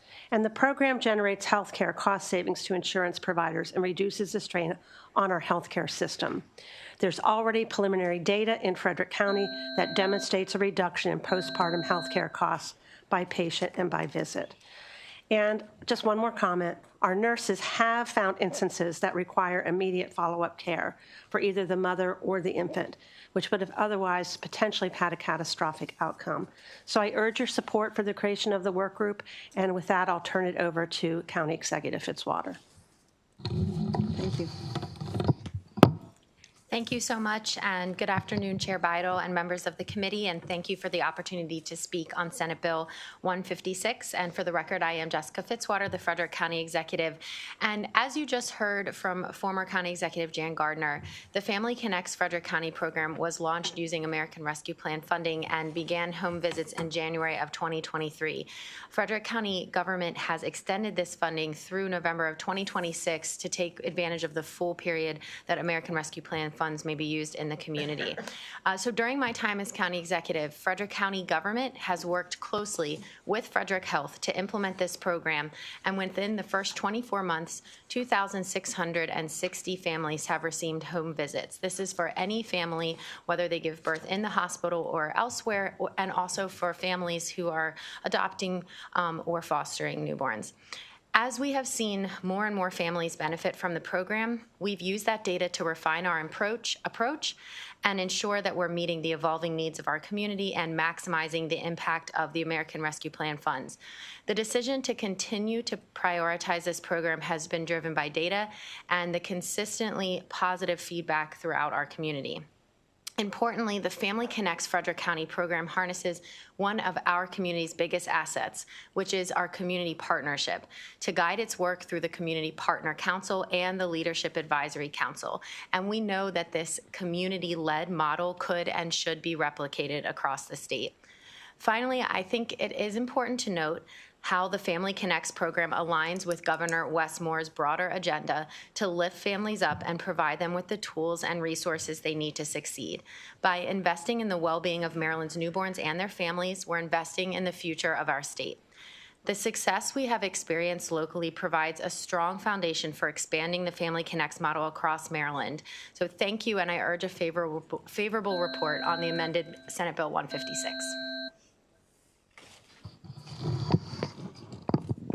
Thank you, Madam Chair and committee members. My name is Pilar Olivo. I'm the Executive Project Manager of Family Connects Frederick County, and we request a favorable report on the sponsor's amendment.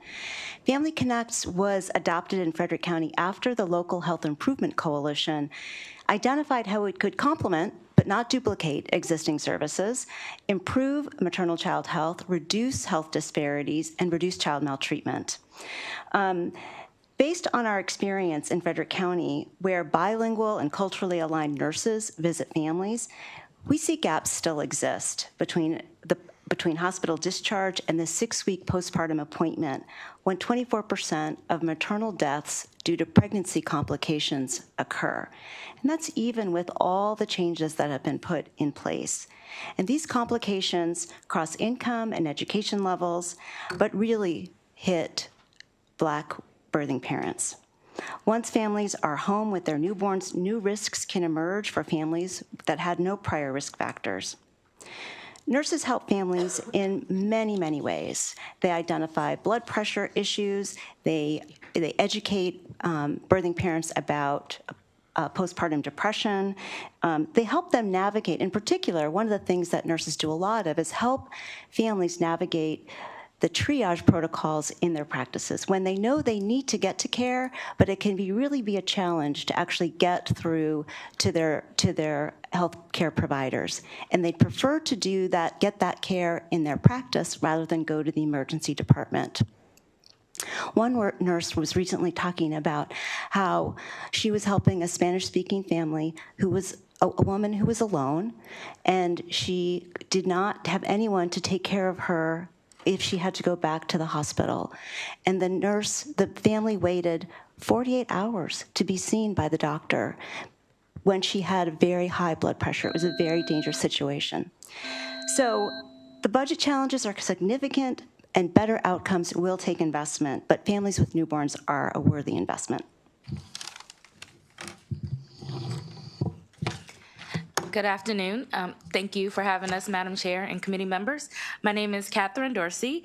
I am one of the families that was fortunate enough to take advantage of the Family Connects newborn visits.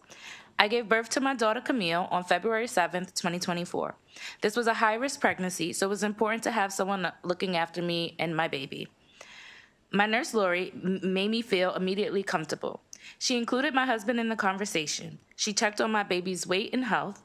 She did a mental health screen. She checked my blood pressure. My blood pressure was slightly elevated. Typically, I had perfect blood pressure before this. She went out of her way to bring me a blood pressure monitor and asked me to check my pressure daily. I watched it climb over the next days, and finally, when it got to 154/101, I reached out to Lori, worried that I was doing it wrong. She assured me that I wasn't and told me I needed to call my OB right now. My OB, after taking my blood pressure 3 times, confirming it was 154/101, immediately started me on medication. Postpartum preeclampsia, while rare, is a leading cause of maternal death, causing seizures, brain damage, and stroke. The risk for me as a Black woman is 60% higher than white women. Without Lori's care, I wouldn't have known about my blood pressure. I could have ended up in the emergency room, and I could have died. Postpartum women do not see their OB for 6 weeks after giving birth, despite the fact that many complications happen within the first weeks after giving birth. Having Family Connect nurses who do home visits within 3 weeks bridges that gap. I am by no means a rich woman, but I do not qualify for many of programs available, but Family Connects is universal for all birthing mothers. It offers peace of mind that every woman, regardless of race or economic status, should have access to. As one of my fellow Family Connect mamas said, support for this vital service really is a no-brainer. I thank you for your consideration, and I hope you vote in favor of this bill. Thank you. Thank you. So that completes this panel. I don't see any questions. Thank you all very much. And County Executive and prior County Executive, thank you for being here today. Thank you. Thank you, Madam Chair.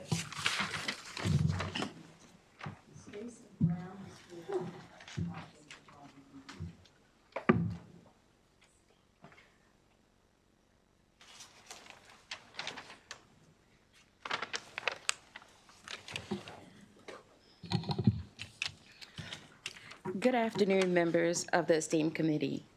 My name is Stacy Brown. I'm the Executive Director of the Family Tree, a member of the Coalition to Protect Maryland's Children, and a licensed clinical professional counselor. I'm honored to speak today in support of Senate Bill 156. The Family Tree, a nonprofit located in Baltimore City, offers an array of home visiting programs that supports moms, babies, and families. In 2017, we added Family Connects to our service offerings as we saw an unmet need and an opportunity to broaden our reach of families served. Family Connects allowed us to serve all families within a target geographical area, many of whom did not meet the risk factors or census tract requirements of other programs. Without Family Connects, these families would not have received the needed medical support, care coordination, and community resources that they needed. This voluntary program provides families with referrals and connects to resources as needed and required. Additionally, due to its short duration, Family Connect serves as a triage and referral source for longer-term home visiting programs such as Healthy Families, Parents as Teachers, and other evidence-based programs. As an organization that offers all of these programs, I have seen the long-term impact on families who have benefited from the smooth transition from Family Connects to longer, more intensive home visiting programs. For this reason, I encourage you to support Senate Bill 156 with the suggested amendments that will allow a work group to examine service gaps, cost, and ways that Family Connects can support longer-term programs. And I thank you for your time. Thank you, Stacy. Do I have any questions for this witness? I don't see any. Thank you very much. So I have two unfavorables, Jonathan Alexander and Jeffrey Trimbath.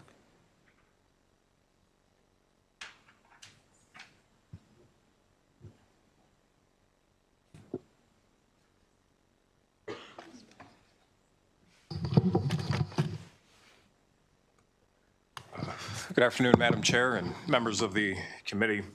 My name is Jonathan Alexander. I'm the Legislative Counsel for the Maryland Family Institute, and I'm here today on behalf of concerned parents and families all across the state of Maryland that oppose this bill as it is written. And I understand there are amendments in a sort of watered-down version of this bill, but as it is written, we do share the goal of supporting healthy child development. But this bill raises serious privacy concerns, and it sets a dangerous precedent of government overreach into the home of Maryland families. And many of our constituents have spoken to that effect. You know, there is no historical certainty. There's certainly no legal mandate suggesting that Maryland parents are incapable of caring for their newborns within the first 12 weeks of life. But this program operates under that presumption. It's an assumption that the state intervention is necessary for all families, regardless of their need or request. You know, this is a top-down imposition. It does not reflect an organic demand from Maryland parents. It's a directive that's influenced from the U.S. Department of Health and Human Services. If this was truly an organic movement, it would be opt-in. It wouldn't just be universally offered with these home visits initiated within the first few weeks of birth. No family should have to justify their parenting choices simply because they have a newborn. And these unsolicited home visits risk creating an environment of state surveillance. There's another practice in the state where a newborn hearing test, or a bill that tried to have a newborn dental test, where letters were sent to parents in Maryland that imply that their participation is a legal requirement. And that is not the case. And so a bill like Senate Bill 156 could further contribute to this sort of confusion and coercion as the Department of Health sends these letters into homes and makes it seem that they're legally required to participate in this program. Maryland parents deserve encouragement and not surveillance from this state. And for those reasons, we urge you to reject Senate Bill 156. Thank you, Jonathan. Do I have any questions for Jonathan? I don't see any questions. Thank you. Oh, sure. Thank you. I'm not sure I saw it in the bill, but maybe my other committee colleagues have. Would you share with me where in the bill it mandates that government officials are going to be coming into the homes of newborns? Yeah, it does offer that potential or that benefit or that service to individual families. When this is sent over, since it is not clearly defined, when it is sent over to the Department of Health and Human Services, they can take it in, honestly, whichever manner they want to. And in the two programs that this already exists, both the hearing program and potentially a dental program, what they do is mail letters to parents and say that this is legally required for you to participate. In reality, it's not legally required for homes to participate, but these letters are compulsive, they seem coercive, and it is a trend in that direction. Okay, so just to clarify, because I didn't quite get what I was asking, so there's nothing in the bill that mandates that government officials will be going into the homes of the parents of newborns, because that's the impression, and maybe I misinterpreted your assertions, but that's the impression that I got from your comments is this is going to be an overreach with state government officials now knocking down doors and going into the homes of individuals who have newborns. And again, maybe I missed something, but even in the fiscal note, it indicates that this is a voluntary statewide program.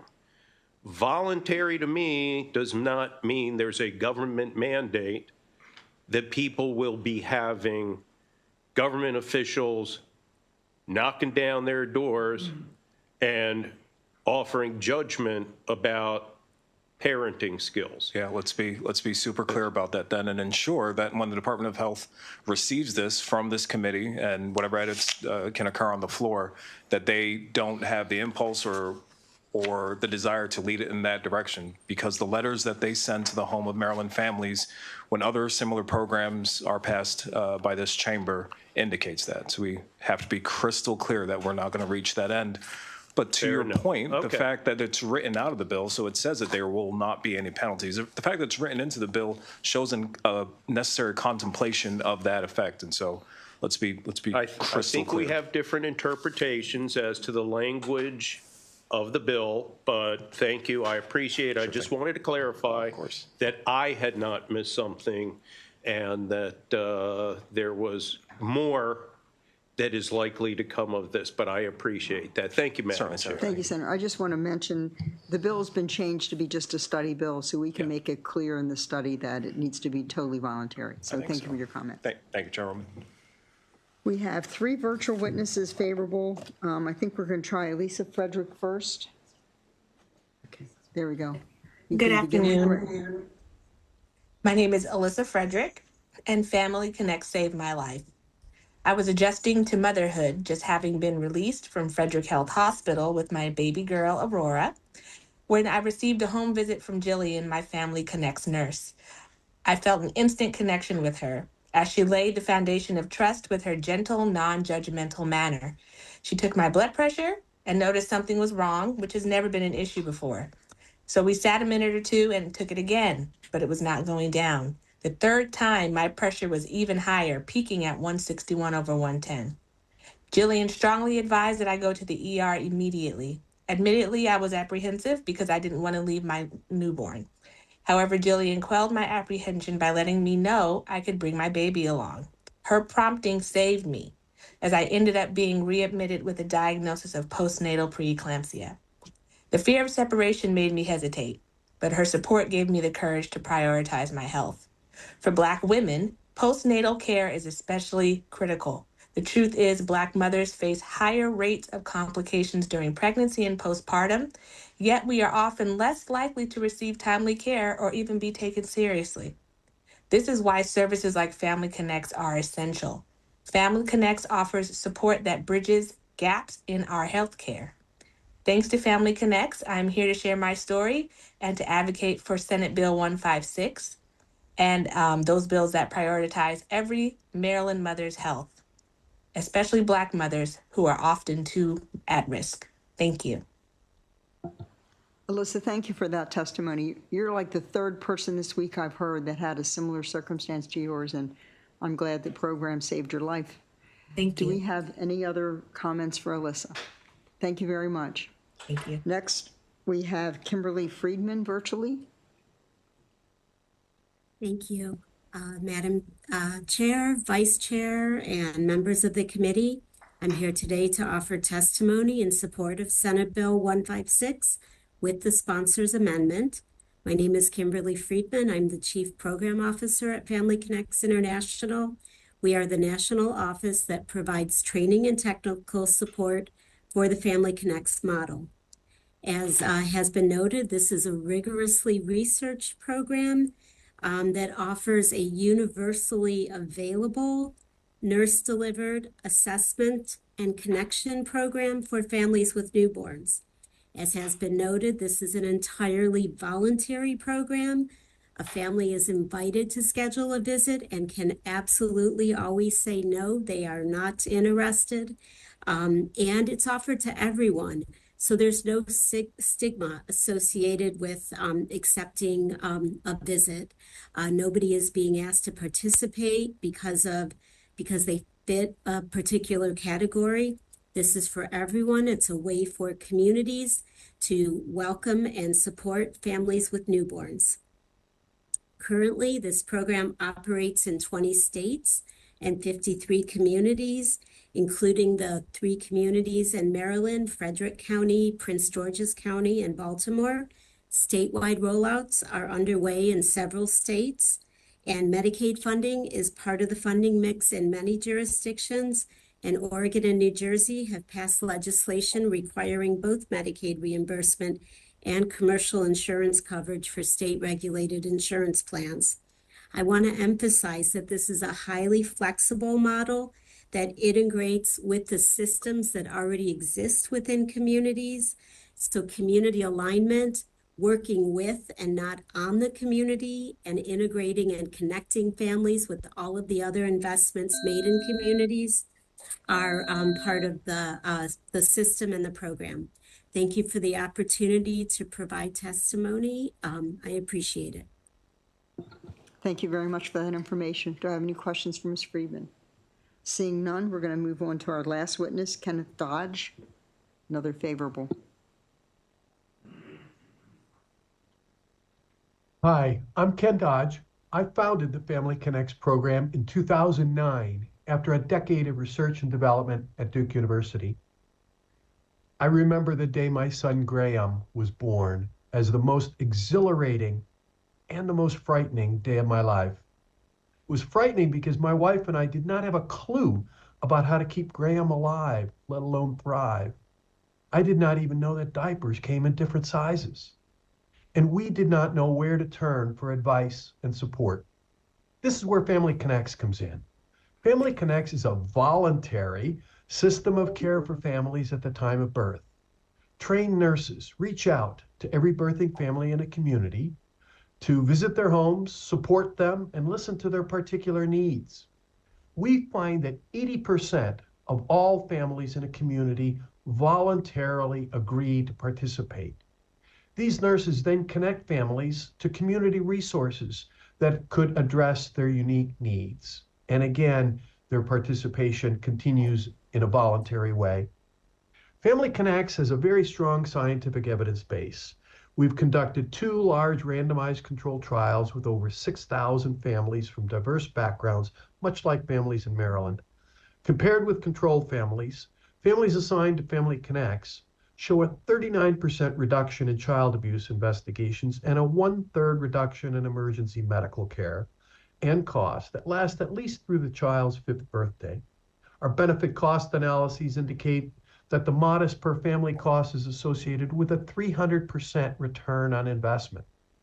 Family Connects is now being implemented across the country.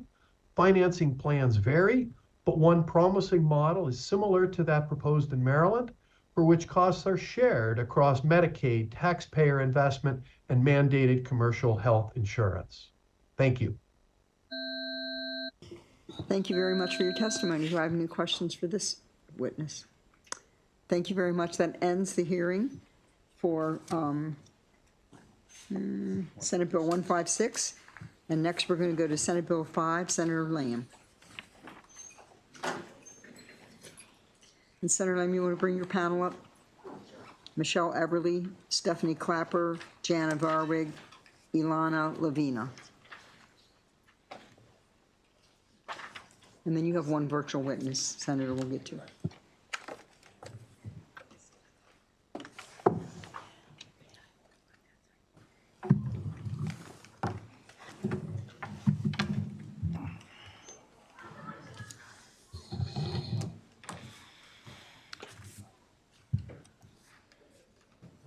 All right, good afternoon.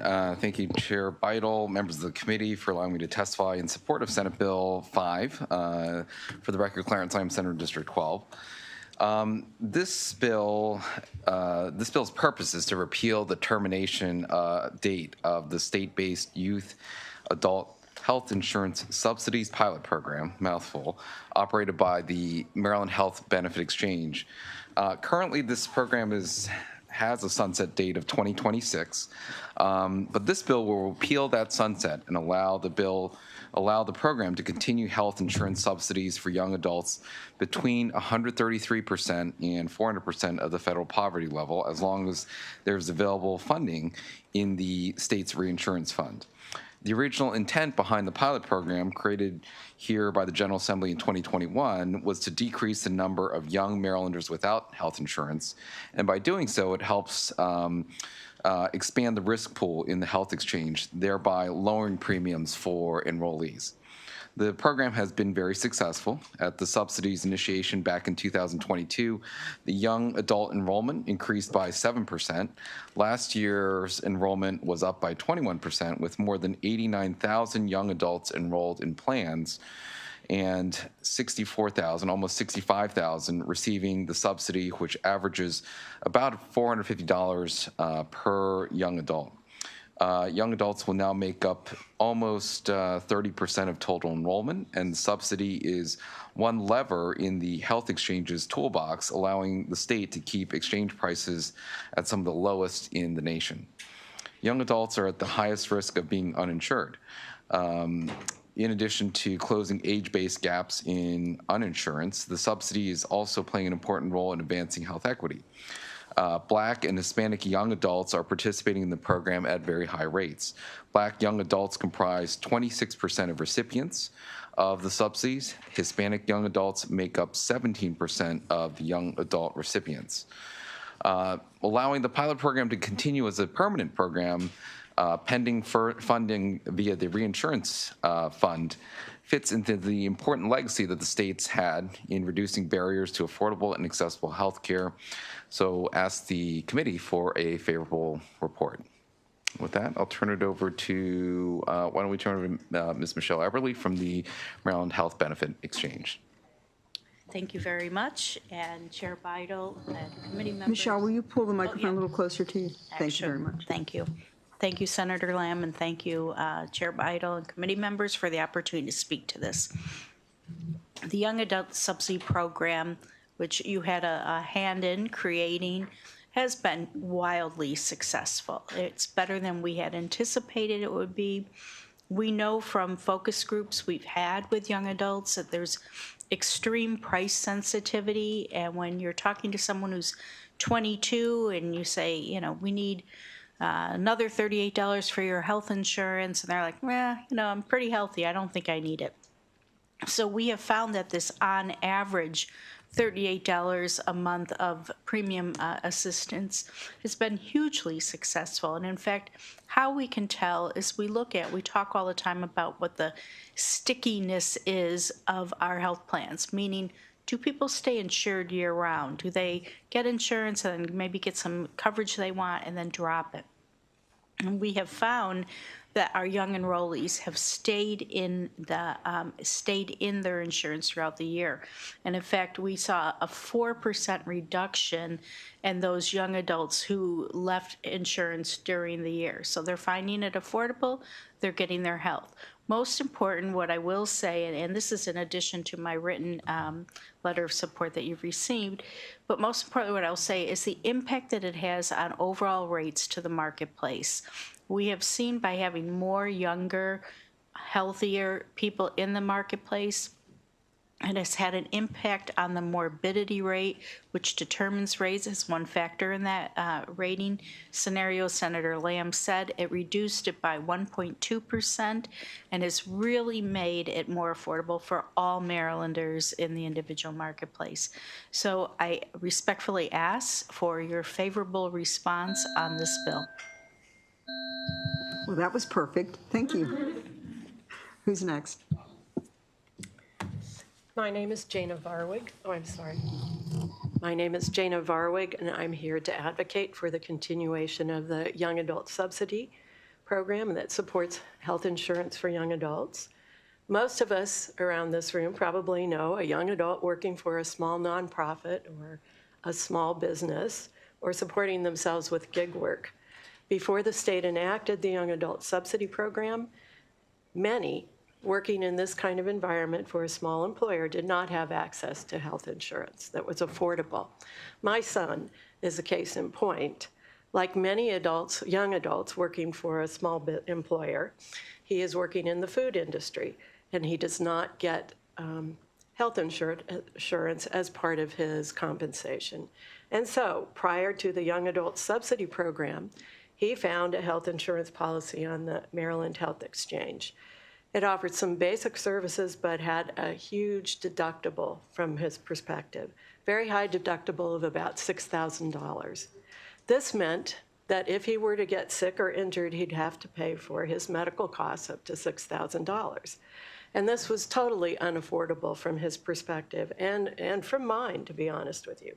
What this meant in practical terms was that he did not seek medical care the entire year he had that particular plan. Fortunately, the subsidy came into play the next year, and he looked back at plans, found another plan that had better medical services with a deductible closer to $2,000. And he found that he was much more comfortable with that plan. And he started going to the doctor when he needed to, which of course relieved my husband and me greatly. As a retired dean of students in higher education, I know that students, or listen to me, the young people, feel they are invincible, but they are not. And so I highly urge you to support this program. Thank you.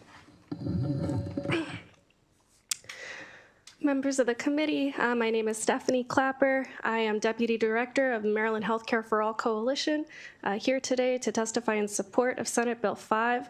I really want to thank your committee's leadership for starting this program because it has been such a tremendous success. And in addition to what Senator Lamb and Ms. Everly said about more young adults getting covered, more young adults staying in their coverage, and that helping to stabilize the risk pool, it has also been allowing young adults to upgrade into better plans that have lower copays, lower deductibles, and lower coinsurance, making it more likely for them to be able to actually access health care when they need it.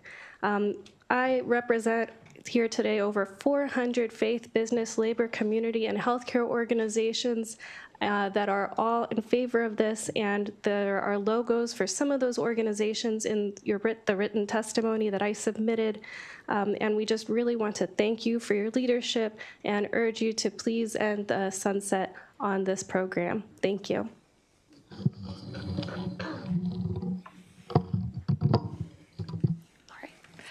Chair Vital, Vice Chair Hayes, and members of the committee, thank you for the opportunity to provide testimony in favor of SB 5.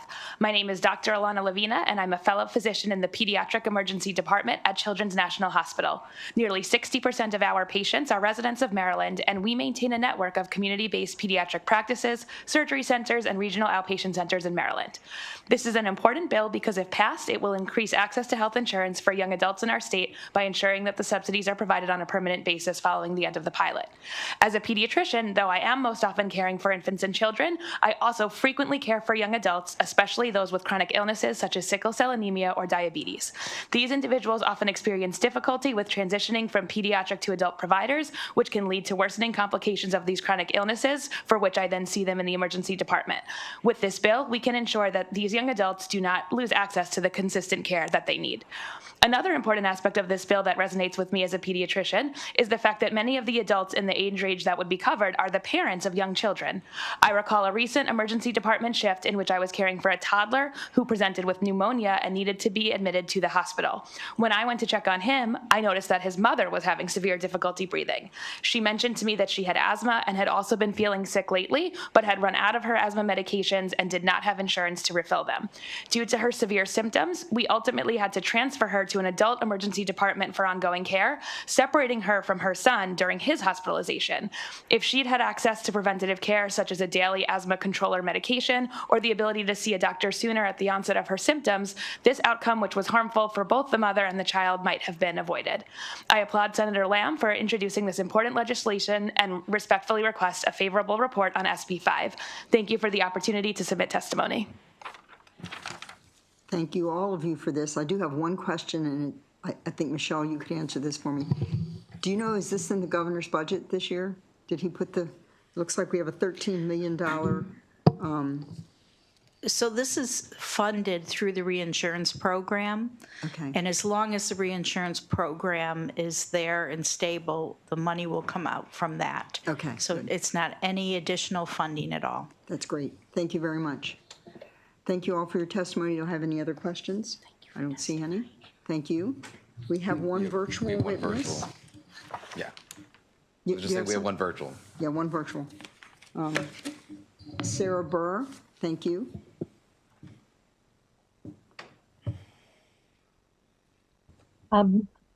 Hello, Chair Beadle and members of the Senate Finance Committee. Thank you for this opportunity to testify in favor of Senate Bill 5, which removes the sunset on the state-based young adult insurance subsidies program, with a special thanks to Senators Lamb, Feldman, and Hayes for sponsoring this legislation.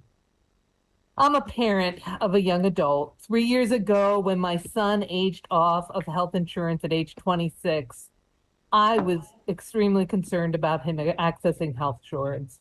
As a parent, one never stops being concerned about your children's welfare, even as they become young adults. At the time, my son was working in the service industry at a minimum wage job, and he could ill afford an expensive policy. Together, we went onto the Maryland Health Exchange website and were able to find my son excellent health insurance that he could both afford and keep his same healthcare provider. I later learned that the reason for the affordable coverage was the Maryland Young Adult Health Insurance Subsidy Program. My son still works in the service industry, and he still does not have health insurance through his work. As the years have gone by, his health insurance costs have gone up commensurate with increased wages, but the health insurance still remains affordable because of the young adult subsidy. Young adulthood, as any of you who have young adults in your life know, is a very vulnerable time. So many young adults work in industries that do not provide employee health insurance. As a result of the subsidy, increasing numbers of young adults are gaining health insurance coverage every year, which benefits not only those young adults, but the whole Maryland healthcare system.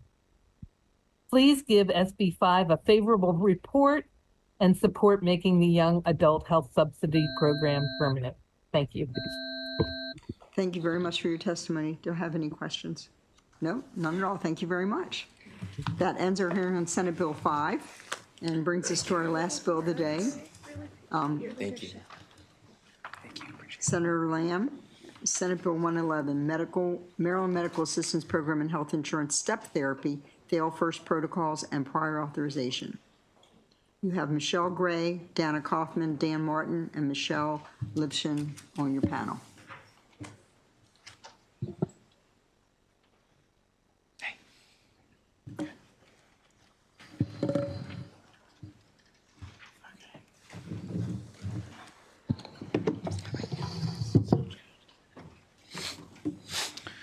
All right, good afternoon. Thank you, Chair Beidle, members of the committee, here to testify in support of Senate Bill 111. And for the record, Clarence, I am Senator District 12. In 2023, those of you who were on the committee might have remembered that I sponsored legislation to overhaul Maryland's law governing step therapy. That bill, which we did pass, had a provision in it that prohibited insurance companies from requiring step therapy when a drug was needed to treat severe mental illness. That provision, however, was not included in the final version of the bill because the House committee had removed it in order to keep the larger bill moving, and we agreed to that amendment. However, at the time, and if you were here, you might recall that the discussion in this committee on this side of the street was to look at it more closely, look at psychiatric drugs and step therapy more closely, particularly because of the concerns with mental and behavioral health. So as a reminder, step therapy is an insurance protocol that requires a patient to try one or more medications by an insurance company prior to the drug recommended immediately by their physician. As this committee has heard on other bills, this is another example of insurance companies questioning the clinical decisions of licensed healthcare providers in order to reduce costs.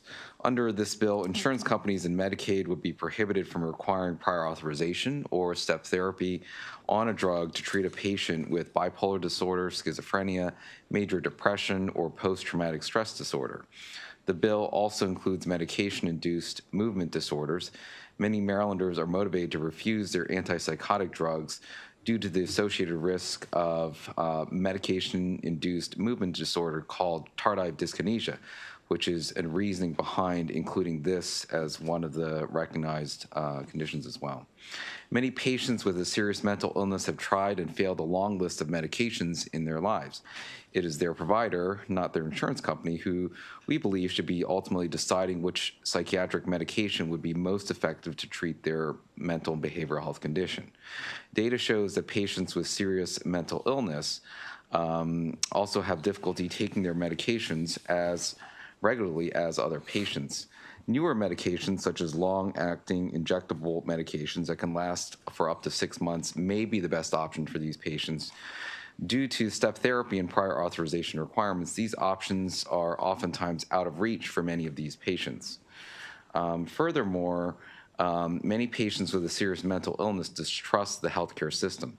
Despite access to a drug known to work for these patients, prescribers are oftentimes forced to put them on a different drug first just to have them fail that drug before they could eventually get to the drug that has been shown and was more likely to treat their condition. This failure runs a significant risk of increasing the lack of trust with a provider, which may lead patients to permanently discontinue care. And this lack of trust is really critical when it comes to treating behavioral health conditions. Data from the Georgia Medicaid program has shown that 61% of patients with schizophrenia who were required to follow step therapy for antipsychotic medications stopped taking those medications for at least a month, compared to only 41% of patients who were not required to use step therapy. Requiring prior authorization delays medication onset, which may mean that a patient is lost to follow-up and never returns to care, or may be impossible to contact once the medication is finally approved by insurance. Therefore, step therapy and prior authorization requirements are particularly harmful in the psychiatric space. I am aware that the carriers are going to be strongly opposed to this bill, which is not a surprise, but we have already done this before. If you look at page 4 of the bill, you can see that the current law bans step therapy for when a patient has stage 4 cancer. So there has been prior legislation that passed this committee and is in statute that bans step therapy for certain conditions, in this case, stage 4 cancer. This was done because the legislature recognized that delaying treatment for a patient with stage 4 cancer would mean potentially that the patient's life would be at significant risk. We have Marylanders every day who are losing their lives, ending up in jails, or even ending up on our streets because they're unable to get timely access to mental health treatment that they really need.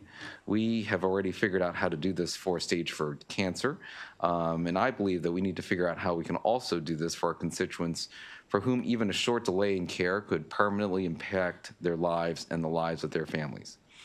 You'll also note that the Maryland Department of Health contends that this will result in significant increases for Medicaid. However, we believe that this is just not in line with the experience that other states have seen. For example, a study in Georgia found that step therapy and prior authorization for antipsychotic medications prescribed to patients with schizophrenia did save approximately $18 per member per month in medication expenses, but resulted in an increased expense of $31 per member per month for outpatient services. Also note that in the fiscal note that DLS has provided, it does reference in there, I'm reading directly out of this, that expenditures may be offset. Expenditures that are indicated as a result of this legislation may be offset by savings from reduced delays in treatment and reduced medical costs such as provider visits and hospitalizations. So it's even noted here in the fiscal note that there may be significant cost savings that are not accounted for in this note itself. Finally, several other states do not have step therapy for psychiatric drugs, and they have not seen significant cost increases. We've spoken to, for example, the Connecticut Medicaid office. They told us they've never used step therapy for psychiatric drugs. In fact, they were surprised that a state like Maryland would be looking at prohibiting that because they found real cost savings from being able to provide timely medication to their patients on a timely basis. And so in an effort to try to address the department's concerns, we've included language that would void this bill if Medicaid costs increase by more than $2 million. So there's a trigger in this bill to say that if costs actually do increase significantly for the department by more than $2 million, that Medicaid would be exempt. For comparison's sake, Utah allows doctors to override the state's preferred drug list, and their law is void if there's no annual savings of $750,000. So that's a much lower threshold that voids the Utah law that exists. We've set the threshold at $2 million, and so we believe that's a reasonable trigger in this case. The Utah law has been in effect since 2019, so 6 years now, and has not been self-voided yet. So I'm skeptical that this bill will result in significant cost increases to reach that threshold escape valve level. I'm happy to lower the escape valve if the department feels like that's necessary or if that makes them more comfortable. And lastly, I want to point out that a large part of what the department claims will cost money is the loss of rebates from drug companies. Essentially, drug companies are paying the state for a higher position on our Medicaid formulary, which results in a formulary being driven by the highest bidder, not by patient need.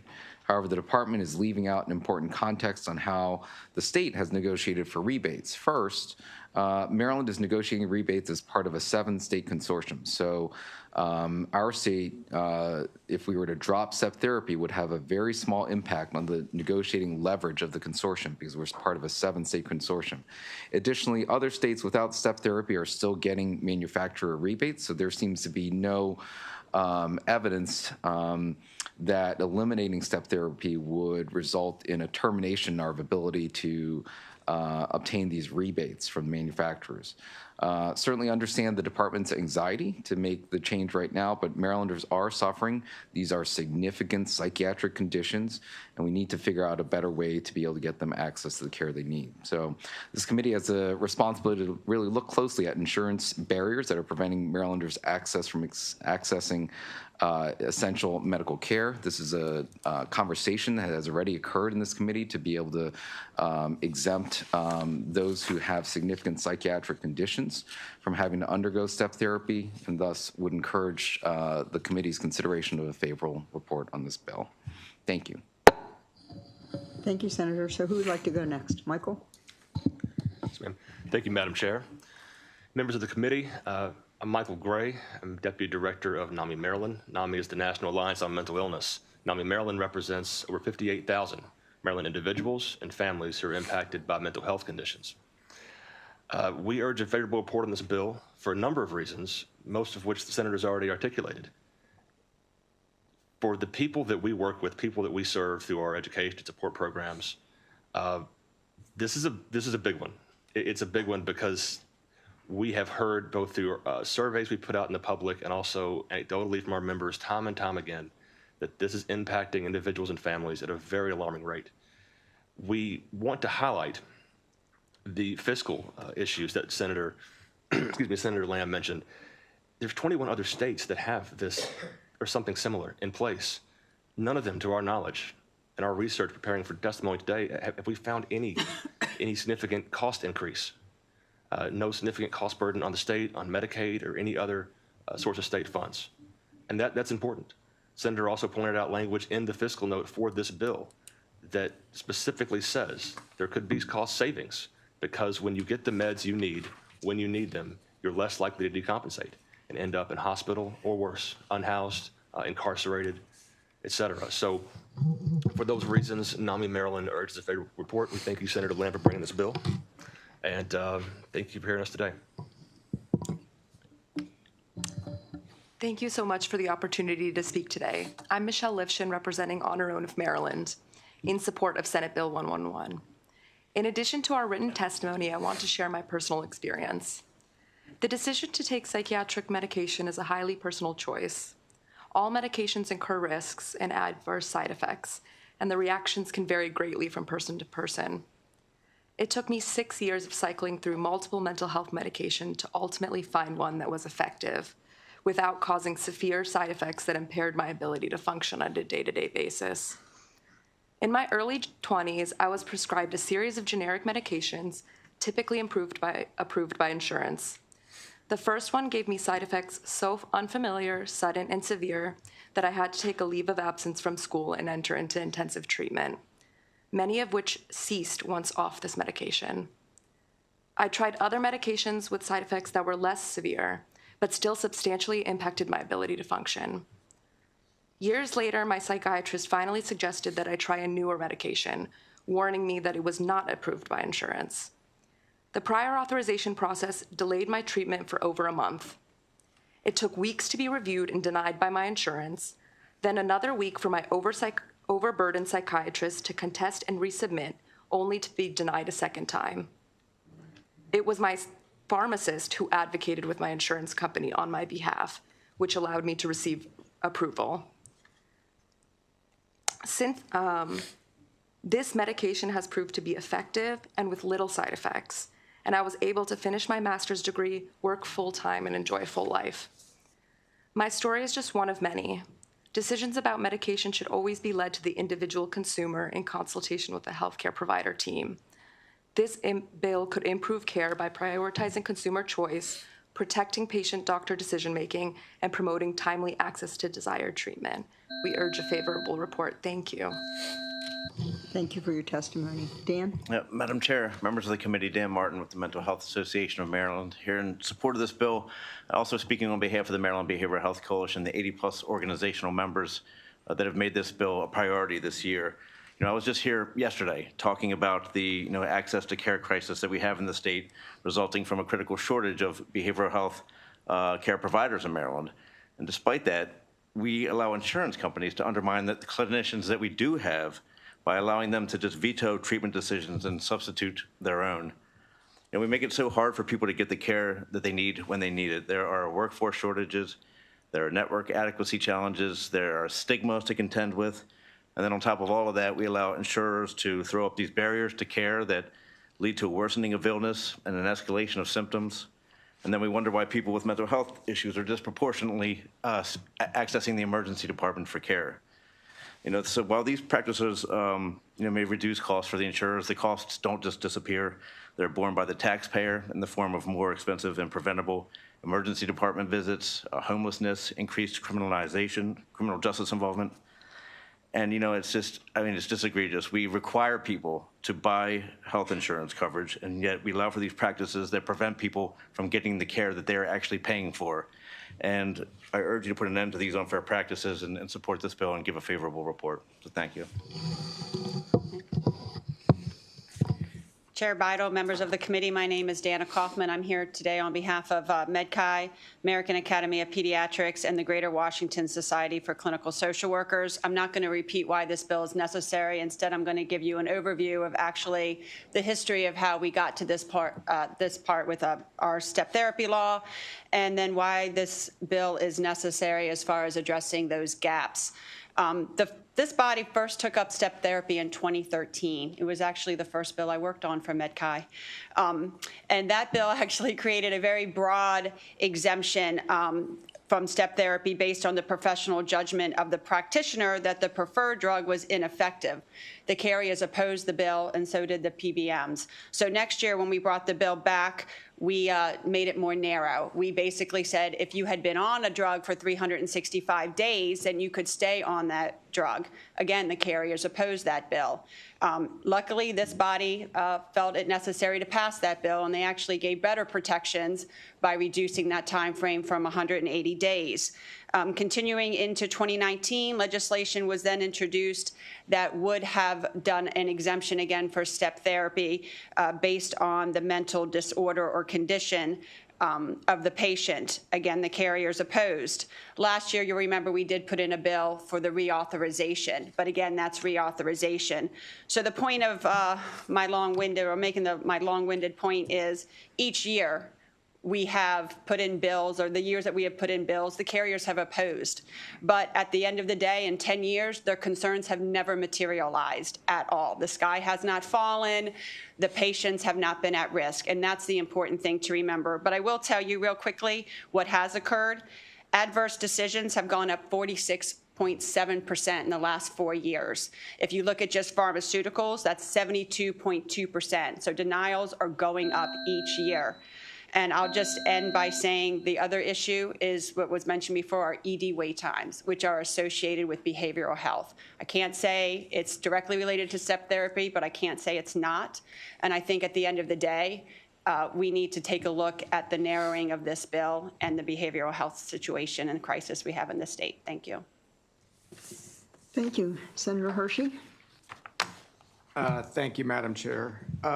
Mr. Gray, you had mentioned impacts on families. I'm assuming these are somewhat indirect expenses that maybe the carriers are not evaluating. I'm sure they're looking specifically at the cost of the treatments. You're going a little bit further. If the patients are not getting the treatment that they require, there are additional expenses and impacts outside of that? Yes, Senator. Thanks for the question, and that's absolutely right. So what can happen in a typical but unfortunate case is you'll have someone who is denied the medication they need when they need it, and they decompensate. Their symptoms get worse.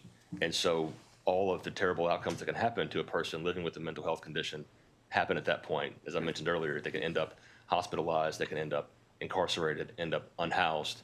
And if they're hospitalized, for example, if they're on Medicaid and they need inpatient care, they may be out of luck because of the Medicaid IMD exclusion. If they're on private insurance, a lot of carriers will pay for that inpatient care, but then you've got a private insurance carrier who denied to get a medication once a month, and so now they're paying many thousands of dollars for one hospitalization for that same patient. Right. And oftentimes families end up with whatever's left of that, the balance of those medical bills. So yes, sir, it happens every day. Okay. Can I ask one more question of Dana, please? Again, going back to what we've done previously, these types of expenses, I think one of the hardest things we tend to see, especially as you're looking with fiscal notes, and I appreciate the senator's willingness to put a cap in here or trigger point to see, if this really does go over that, then you pull back out of it. If it doesn't, but going back on the experience that you've seen before, we talk about offsets. If we are doing something the right way to begin with, we then tend to not see the additional costs that might be related. Can you just explain a little bit more on how that worked with what we've already passed and approved? Sure. So, unfortunately, our fiscal notes don't take a look at that offset of costs like was just mentioned. But when we looked back at the bills that we have passed in the past, especially the one in 2014, which really set the stage for step therapy, there was a concern that there was going to increase costs. But we have not seen that increase costs. But we have seen patients being better controlled on their medication, which again, I think can go directly to the fact that if you're better controlled on medication, you're not going to the hospital, you're not clogging up our EDs. Right. And I don't have nobody will know what the offset cost is at this point. We haven't looked at it, but we can't deny that we have, and there's also a societal cost. As far as jobs, people are able to keep their jobs, family. So it's not just medical. It is a much more complicated. But again, in 2014, the concern was that this was going to raise premiums and cause all kinds of issues. And in 10 years, that has never materialized. Okay. Thank you very much. Thank you all. Thank you, Madam Chair. Do I see any other questions for this panel? Thank you all very much. And Senator, thank you for the bill. Next, we have Nicole Granner and Paul Ellington, both favorable. Thank you.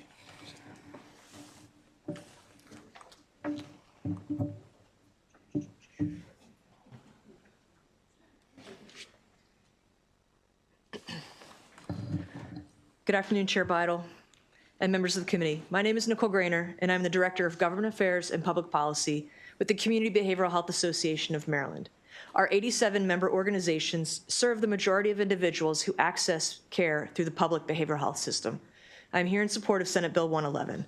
This bill prohibits, as you've heard, the use of a prior authorization requirement, step therapy, or fail-first protocols for prescription medications used to treat specific mental health conditions, including bipolar disorder, schizophrenia, major depression, post-traumatic stress disorder, or medication-induced movement disorder associated with the treatment of a serious mental illness. Before joining CBH, I worked for a large provider in Montgomery County and have seen firsthand how high the stakes are for these individuals who may rapidly decompensate without the medication that they need to stabilize their symptoms and improve their level of functioning. While the decompensation may take days, the return to a baseline level of functioning takes much longer and requires more intensive intervention, including hospitalization. While there are various medications in a specific category that may be equally effective in treating a diagnosis, there is wide variability among those medications as to their side effects, which can include liver damage, extreme weight gain, and sexual dysfunction. When individuals do not have access to the medication whose side effects that they can and will tolerate, there's a higher risk of non-adherence to the prescribed medication regime. There's a high correlation between non-adherence to medication regimens and utilization of high-cost care, such as emergency department visits or inpatient hospitalization. And requiring a person living with a serious mental illness to fail first on medications may result in hospitalization, job loss, and the loss of employer-based insurance. Senate Bill 111 is a critical consumer protection bill, and we urge a favorable report. Thank you. Thank you. Do I have any questions? Thank you very much for your testimony. So now I have favorable with amendment, Courtney Bergen. Is Courtney here? Okay. We have two unfavorables, Matt Celentano and Kimberly Robinson.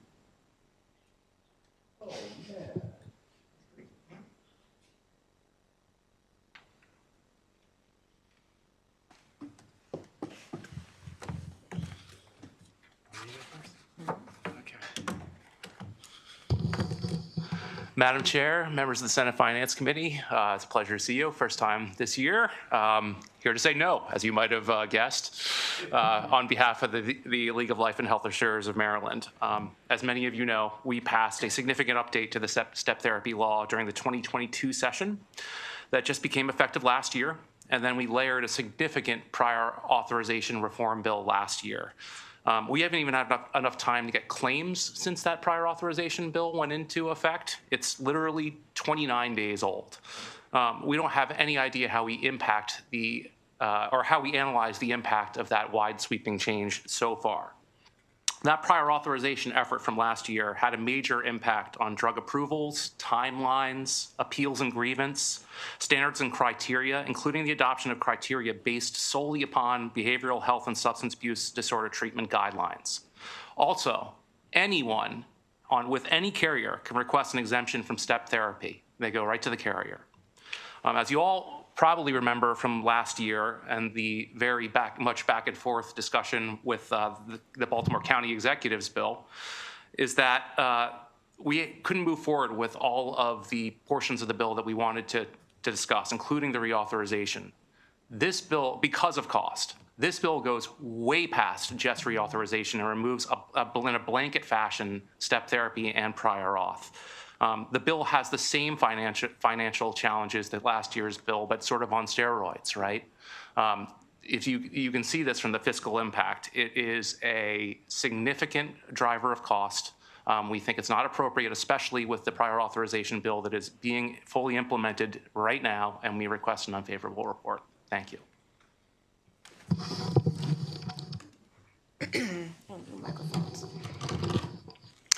Good afternoon, Madam Chair, members of the committee. Kimberly Robinson on behalf of Care First Blue Cross Blue Shield.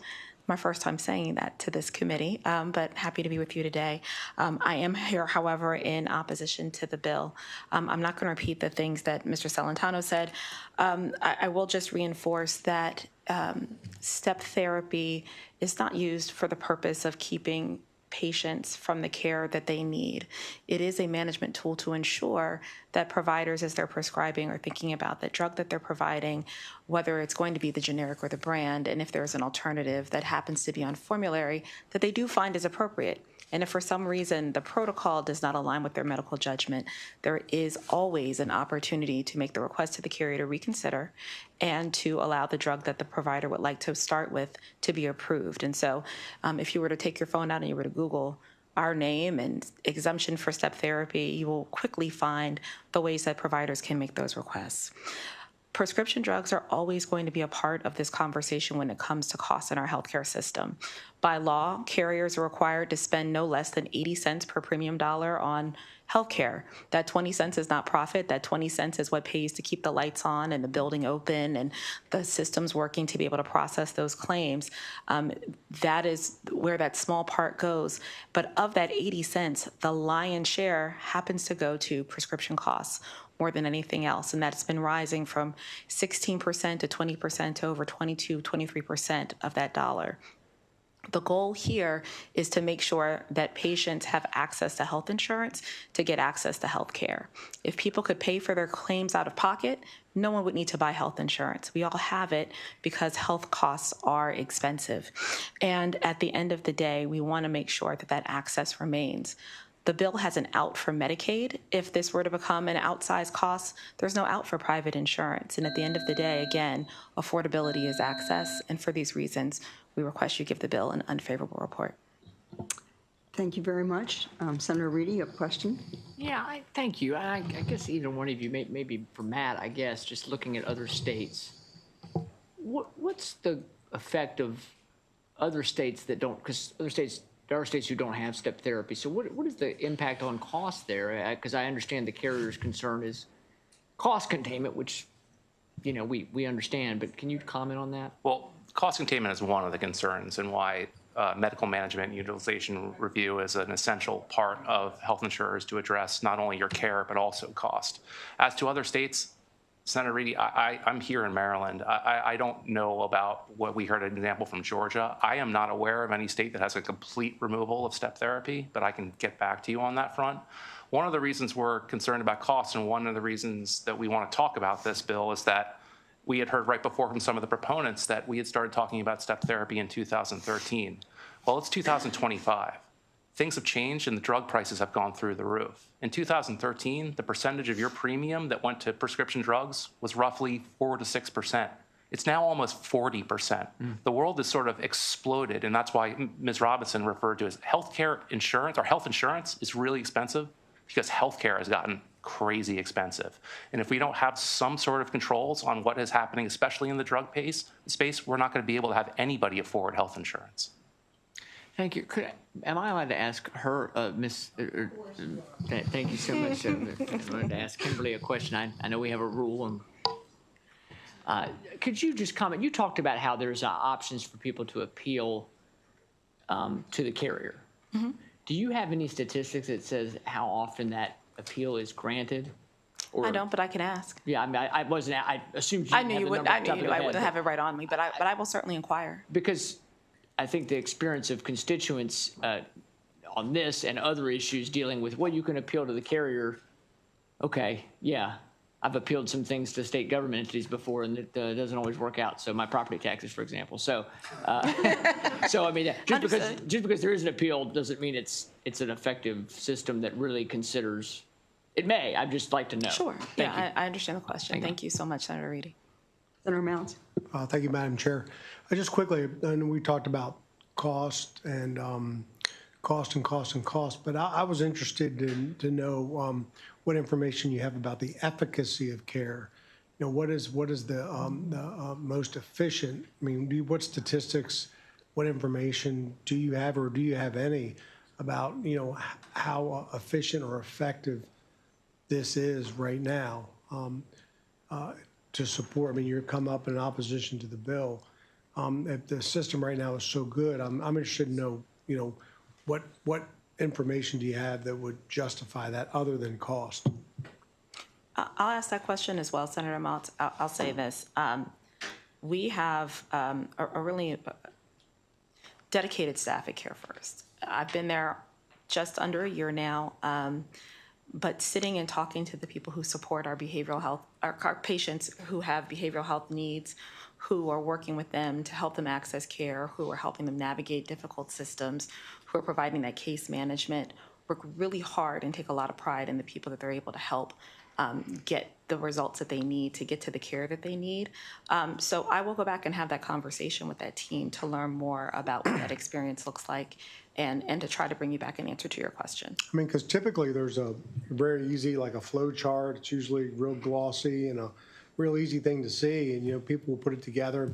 Sometimes you can accuse different proponents of whatever cause it is, you know, whether they're just blowing up the numbers. But I was just interested, there isn't even that on, your argument doesn't even talk about that, and I'm interested to know about that. I give you a chance, because I'm not trying to blindside you either. Yeah.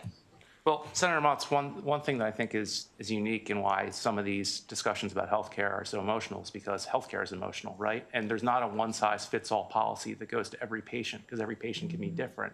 And there are going to be contraindications and different ways that the body responds to different drugs and different treatments, and everybody has to be treated the same. So a flow chart to treat everybody just doesn't work in healthcare.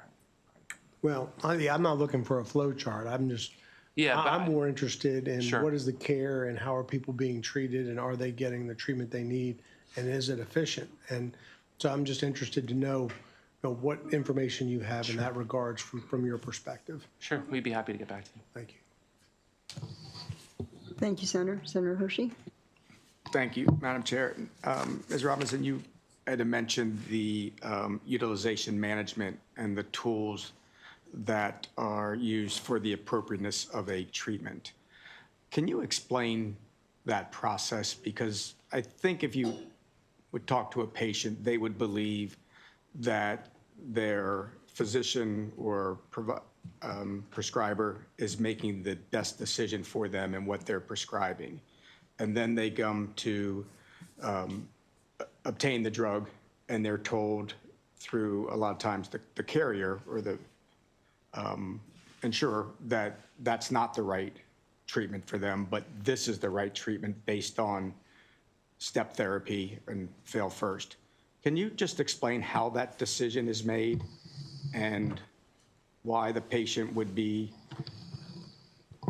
I guess, understanding that the patients are sometimes concerned that they're not getting the drug that they're prescribed? So, Senator Hershey, I'm going to do my best. I am not a doctor. Right. I'm a lawyer. Yeah. So that is not necessarily my language. Okay. So let's just level set. Okay.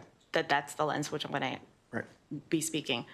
And I am not on the utilization management team, but I can go back and have a conversation with the folks who are, who would be better to answer that question for you with more specificity. I'd be happy to hear. Yeah. I will give you a preliminary answer, and then I'll give you a follow-up if that's okay. Okay. So when we design and make decisions about whether or not we're going to have a utilization management tool at all, there's a lot of work that goes into that for a couple of reasons. One, because that is part of the care and concern of the company. It's not, we're just making things up and choosing to throw up barriers. That's not how that happens. Two, we've got laws at both the state and the federal level that address things around how that can even happen, and for good reason. Every company doesn't behave the same way, and the way every company approaches this is not exactly the same. We are, I would argue, fairly conservative in the market when it comes to how and when we make use of these tools. And the goal is always to ensure that patients are having access to the options of medically necessary care.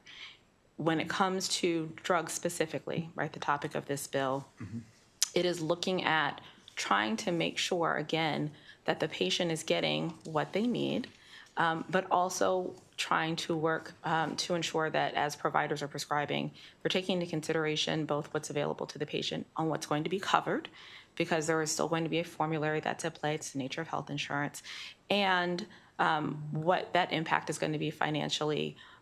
Not to keep someone from medically necessary care, but in a world where you've got what are considered to be equivalent generic and branded drugs,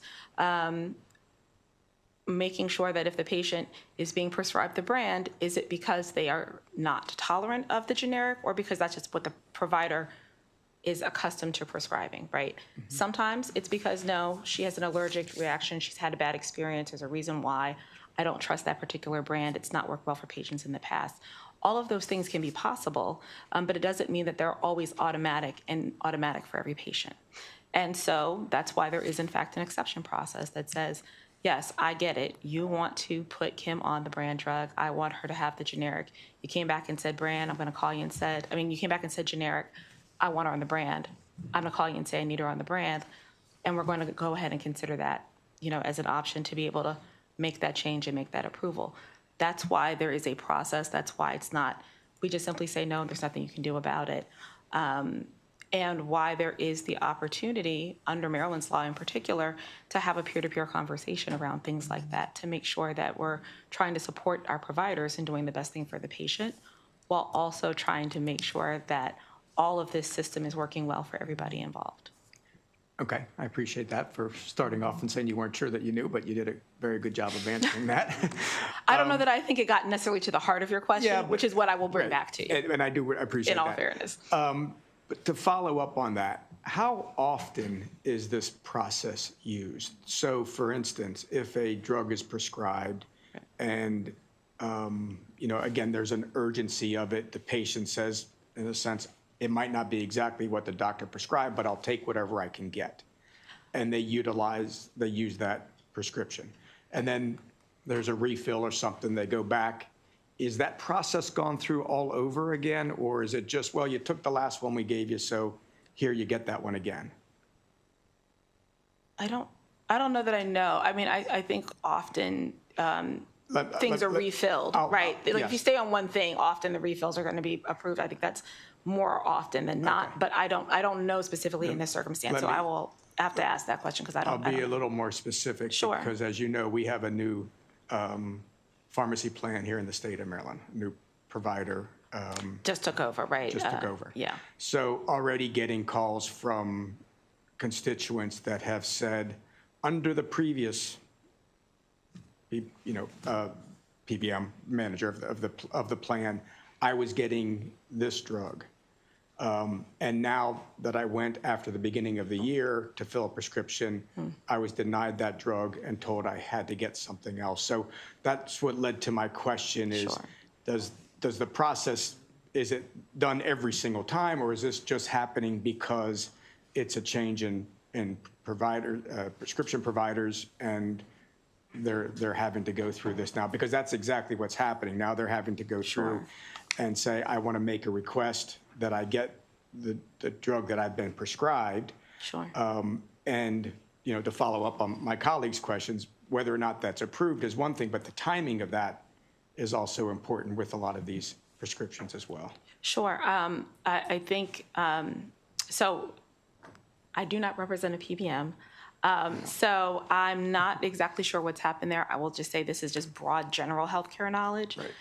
The change in plan very well could be what's happening there because you've gone from one provider to another. And by provider, I mean the pharmacy benefit management provider.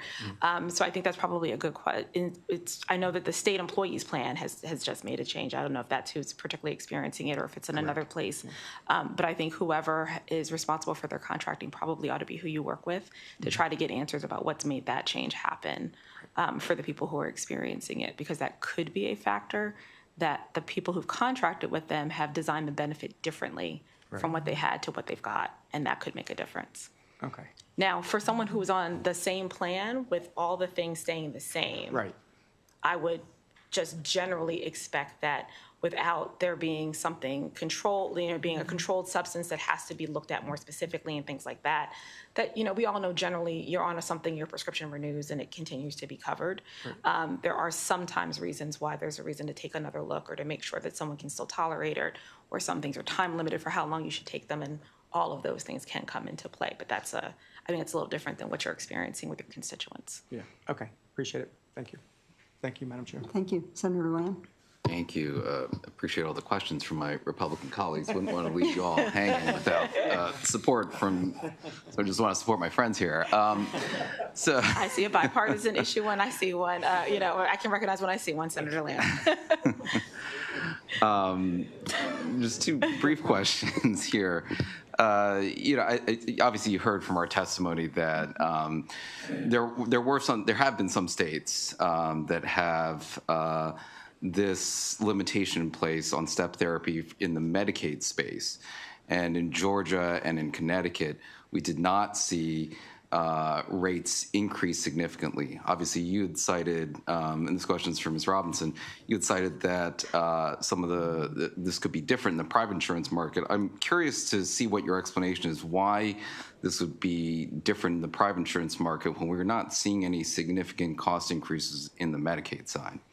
So let me take a step back and start by saying I heard what you shared from Connecticut and Georgia. I have no independent knowledge about what those states have done or what perhaps has led to what they have shared to be a different result than what is anticipated in Maryland. So I don't know that I can opine for why that's been their experience, one. I'm not saying that I think that there would be a different experience between Medicaid and the commercial market. I actually am surprised by what Georgia and Connecticut have shared, because I actually would expect the same experience as the fiscal note reflects. They anticipate for the Maryland Medicaid market to be similar in the private insurance market here in Maryland. So all of that is to say my anticipation on what would happen differs from what those states have reported. And so it's not that I think that something different happens in Medicaid than in private insurance. I would like the opportunity to learn more about what Georgia and Connecticut have shared, because that's the first I've heard that. Right. Well, I mean, and important to note, as I did in the original testimony introducing this bill, that, you know, DLS does cite the fact that there could be cost savings that would significantly offset any expenditures. And so, you know, that may be why Georgia and Connecticut are looking at it in this way, too. I think Connecticut was surprised because they, when we did our research and reached out to them, they were surprised to hear that we would even look at it that way, because they see significant cost savings from this. Last question here. You know, I guess based on what you just kind of responded to with Senator Hershey, would you be more comfortable if if step therapy was allowed just for generic medications rather than you know, some of the branded drugs or selected drugs? So, as I said to Senator Hershey, I'm a lawyer, not a doctor, but I will actually ask that to the medical professionals in the company who are part of evaluating all of this, because they may have an answer that I can come back and share with you. Okay. All right. It's a fair question. I just am not the appropriate person to give you an answer. Thank you. We have one more favorable virtually. Evelyn Burton has waited patiently, so if we can hear this last testimony, and then we'll finish the day. So, Ms. Burton, hello. Thank you. Hello. Thank you. Good afternoon. I'm Evelyn Burton, the Maryland Advocacy Chair for Schizophrenia and Psychosis Action Alliance. And you may be asking yourself, why should these specific illnesses be excluded from step therapy and prior authorization? And as families with those with serious mental illnesses can tell you, it's because of the tragic outcomes from delay of optimal treatment, including incarceration, homelessness, violence to self and others, suicide, and death. It's because also these consequences can happen within days without appropriate medication. I have seen my relative become homeless and suicidal after only 1 day without effective medication. There's no time for appeals with the insurance company and step therapy. Once he was on a brand name drug, and when the generic came out, they insisted he try the generic, even though he was doing well and stable on the brand name. The generic was not as effective. He deteriorated, and the result was a cost of $500,000 for the next year of hospitalizations. That's where the savings comes from. Research also shows that elimination will lower not only hospitalizations, but incarcerations, which is like 20% of Maryland's population has serious mental illness. So that's another part of savings. And DSL rarely looks at overall costs like hospitalization. They just look at the medication cost. So we have a couple amendments we would ask. One, add schizoaffective disorder, which is very similar. I'll just finish the other two real quick. We don't think the Department of Legislative Services should be able to decide on immediate discontinuation of the law. That's like a death sentence to somebody who's stable and has to go off their medication. And lastly, we would like any analysis of cost to include hospitalization costs at least, as well as medication costs. Thank you. Thank you, Ms. Burton. Do I have any questions for this witness? Seeing no questions, thank you very much. Nice to see you, Ms. Burton. And that ends the hearing for Senate Bill 111, and it ends our hearings for the day. Thank you, committee.